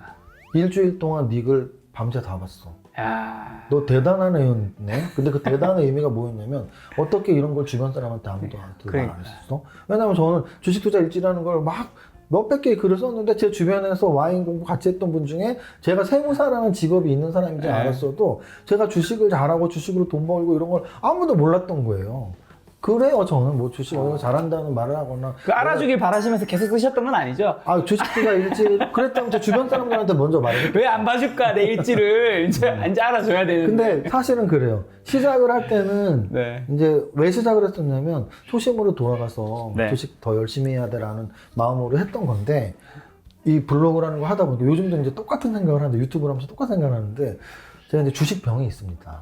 주식병이 색깔로 치면 빨간색을 좋아하는 거 그리고 일상생활 하다 보면 숫자에 민감한 거 블로그 할 때 저는 굉장히 고퀄리티 글을 썼다고 자부를 했는데 네. 제 조회수는 50이에요 하루에. 근데 어떤 블로그 주식 블로그 갔더니 5천이야 하루에. 네. 근데 정말 글이 제가 보기엔 허접해. 근데 왜 나는 50이 그냥 5천이지? 열받는 거예요. 그쵸, 열받죠. 더 열심히 하게 되더라고요. 나도 하루에 3,000명은 봐야 돼. 그래서 블로그 한 2년 하고 3,000명이 봤습니다. 요즘 유튜브도 똑같아요. 그런 구독자 수랑 병이 있으시다. 구독자 수랑 조회수 보면서 네. 와 이거 왜 안 늘지? 막 이럴 때도 있고. 네. 그냥 이제 이게 왜 주식병이라고 제가 말씀을 드리냐면 주식을 오래 했잖아요. 그러면 결국 계좌 안에 그냥 숫자예요 저한테. 이거를 공감 못 하신다면 아직 좀 더 하셔야 돼요 주식을. 주식 계좌가 막 돈으로 보이면 그 스트레스 어떻게 받을 건데요? 그렇죠. 그냥 숫자예요. 근데 그 숫자가 커지면 기분이 좋아지는 거죠. 그러면은 그 숫자가 커지는 게 좋아지니까 네. 블로그를 하건 유튜브를 하건 숫자가 커져야지 좋은데 네. 그게 굉장히 힘들더라고요. 어쨌든 그때 블로그 막 했을 때 그 지인분이 요즘도 가끔 오래된 지인 중에 이렇게 올 때가 있어요. 아직도 내가 그런 거 하는지 몰랐던 분 중에 뭐 이런 유튜브나 이런 거 보면서 뭐 주식 얘기 그렇게 재밌게 하는지 몰랐어. 흑수저. 좀 지금 환경이 안 좋으신 분들도 요즘에도 요즘 세상에도 부자가 될 수 있다 생각하십니까? 일단 저는 세무사를 한 10년 네. 가까이 활동을 했기 때문에 사업자들을 많이 만나잖아요. 네. 제가 만난 사업자가 뭐 수백 명 이상이겠죠. 네. 거의 뭐 500명 이상, 1000명 가깝게 될 텐데 그분들 중에 젊은 분들이 왜 없겠어요? 있어요.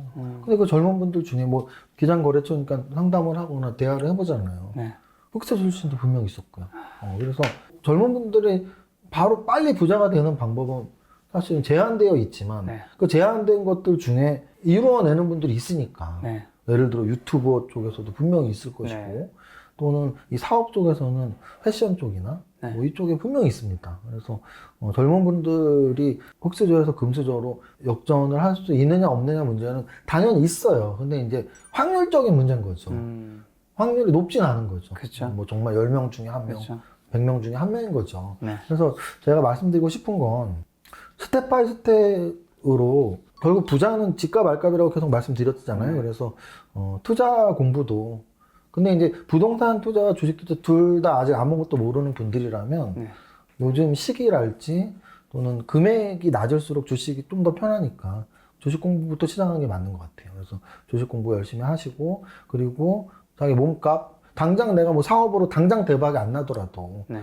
하나하나 내가 지금 근로소득을 받고 있다면 좀 더 많은 근로소득을 받을 수가 있는지 네. 또는 내가 갖고 있는 재능으로 어떤 사업소득을 벌 수 있는 걸 시작할 수 있는지 네. 계속 좀 고민을 하면서 역전을 꿈꾸는 삶이 더 멋지다는 생각을 합니다. 힘들지만 네. 세상이 너무 각박하죠. 각박해서 그쵸. 그렇게 하면서 계속 좌절도 있고 벽에도 부딪히겠지만 네. 그래도 하는 게 맞다고 봐요. 자, 오늘의 주제가 이제 부자의 사고방식, 그다음에 뭐 돈에 대한 철학 이런 것들인데 부와 돈에 관해서 시청자분들에게 마지막으로 하고 싶으신 말씀이 있다면? 사실 굉장히 민감한 부분이라서 오늘 그렇죠. 인터뷰 내용도 좀 사실 걱정은 돼요. 받아들이는 분들이 많이 예민합니다. 왜냐하면 돈 많다고 자꾸 돈 자랑하는 거야? 아니면 야, 가난하다고 무시하는 거야? 이렇게 생각할 수 있죠. 근데 제 내용 중에 그런 부분이 있다면 일단은 뭐 오해니까 좀 마음 푸시고요. 마무리 발언하자면 적어도 저는 확률적인 문제이지만 부자가 될 수 있다고 보고요. 그럼 부자가 될 수 있다는 얘기는 이 방송 보는 여러분 모두에 해당되는 얘기입니다. 나는 안 돼라는 생각보다 나는 돼라는 생각을 하시고요. 그러면 부자는 뭔데 10년 안에 100억 벌면 부자 돼요. 그래서 난 10년 안에 100억 부자 될 거야 라는 문장을 꼭 써놓으시고 그리고서 그러면 10년 안에 100억을 어떻게 벌 건데 집값과 R값을 높이면 돼. 집값은 소득 성장률, R은 투자 수익률. 집값은 어떻게 높일 건데 쓰는 거 좀 더 아끼고 버는 거 좀 더 많이 벌고 R값은 어떻게 높일 건데 부동산과 주식, 투자, 지식, 경험을 많이 쌓으시고 가다가 힘든 상황이 오면 어떡할 건데 계속 동기부여하세요. 나 그래도 경제적 자유 얻고 싶은데 부자 되고 싶은데 그리고 그 한마디 욕심을 버리거나 노력을 하거나 욕심 버리시면 편해져요. 하지만 부자는 될 수 없고요. 욕심을 내면 힘듭니다. 하지만 노력하고 욕심 갖고 있으면 부자 될 수 있습니다. 자, 오늘 영상 내용이 부잖아요. 부자. 그러니까 부자 내용이니까 오늘 또 세무사님 요거 저한테 컵 선물로 주셨던 거, 요거를 좀 구독자분들도 좀 받을 수 있으면 좋을 것 같아요. 그래서 시청자분이 댓글에 나는 10년 안에 100억 부자가 될 거야. 그리고 그 밑에 댓글로 그 이유를 좀 적으시면 한 시청자 한 10명한테 선물을 보내주면 좋을 것 같은데 여기 좀 가능하신지? 가능하죠. 왜냐면 제가 제일 좋아하는 문장이 있고요. 우리 또 김 작가님이 2번이나 초청해 주셔갖고 여기서 말씀 드렸으니까 당연히 김 작가님 구독자님들한테 열풍 충분히 할 수 있습니다. 시청자분 여기 댓글 다시는 분들은 이제 슈퍼게임 이세무사 TV 세무사님 운영하는 채널인 거 구독도 한번 누르고 이제 댓글 이렇게 달아주시면 아마 당첨 확률이 높아질 것 같고요. 또 요거 관련해서 뭐 노래가 있다면서요? 제가 사실은 이제 부자학교라는 걸 운영하면서 학생들한테 계속 강제 주입을 시키는 거죠. 좀 저게 제일 중요하다고 보거든요. 나를 믿는 자신감, 할 수 있다는. 근데 무엇을 할 수 있는데 10년 안에 100억 부자. 근데 이제 그 부자학교 했을 때가 작년 한 가을쯤이었는데 기생충이 이제 영화 히트 쳤을 때예요. 그래서 기생충 영화에 그 박소담 배우분이 그 독도는 우리 땅, 울릉도 동남쪽 그 음의 대사가 나와요, 그 영화에. 거기서 사기죠. 그 부잣집에 들어갈 때 자기가 가짜로 외워야 될 그 부분 뭐 일리노이 시카고 뭐 어쩌고 누구 사촌은 누구 뭐 이게 있어요. 근데 그 음에 이제 독도는 우리 땅 전 국민이 다 아는 음이고 그 영화에도 나왔으니까 제가 100억송을 사실 개사를 해서 독도는 우리 땅 개사를 해서 만든 게 있거든요. 그걸 지금 부르겠다고요? 이렇게 하면서 부를게요. 그 영화에 이렇게 나오니까. 이거 손발이 오그라들 것 같은데 일단 들어보겠습니다. 손발이 오그라들지만 시작하겠습니다. 처음에 들을 때 오그라들지만 정말 이거를 따라 부르시면 100억 부자가 됩니다. 나는 10년 안에 100억 부자 될 거야. 이세무사 부자 공식 치알 알면 돼. G는 소득 성장률, R은 투자 수익률, 재테크는 이세무사. 여기까지입니다. 여러분 지금 수백억대 부자인 세무사님도 이렇게 열심히 사세요. 저는 순간 그 생각이 들었어요. 우리가 그 대학 시절에 취업할 때 가끔 이제 기업에 그 면접을 가면 그 기업에 사내송 말고 사각? 그렇죠. 기업에 어쨌든 뭐 관련된 뭐 CM송이라든가 맞습니다. 그런 것들을 취업 준비생이 열정을 보여준다고 막 부르는 경우가 있거든요. 근데 여러분들 정말 계속 읊어보세요. 읊으면은 그게 어느 순간 꿈이 현실이 됩니다. 읊어보세요. 세무사님 말씀하신 건 제가 봤을 때 이렇게 컵이든 노래든 그만큼 내 일상생활에서 이 부자에 대한 돈에 대한 관심을 좀 넓혀가지고 그 관심을 넓혀가는 게 내 삶에서 다시 돈으로 돌아올 것이다 라는 이야기라는 생각이 드네요. 네, 오늘 만나뵌 손님은 슈퍼개미 이정윤 세무사님이었습니다. 지금까지 여러분 소중한 시간을 함께 해주셔서 정말 감사합니다. 오늘도 김 작가였습니다. 고생 많으셨습니다. 네, 감사합니다.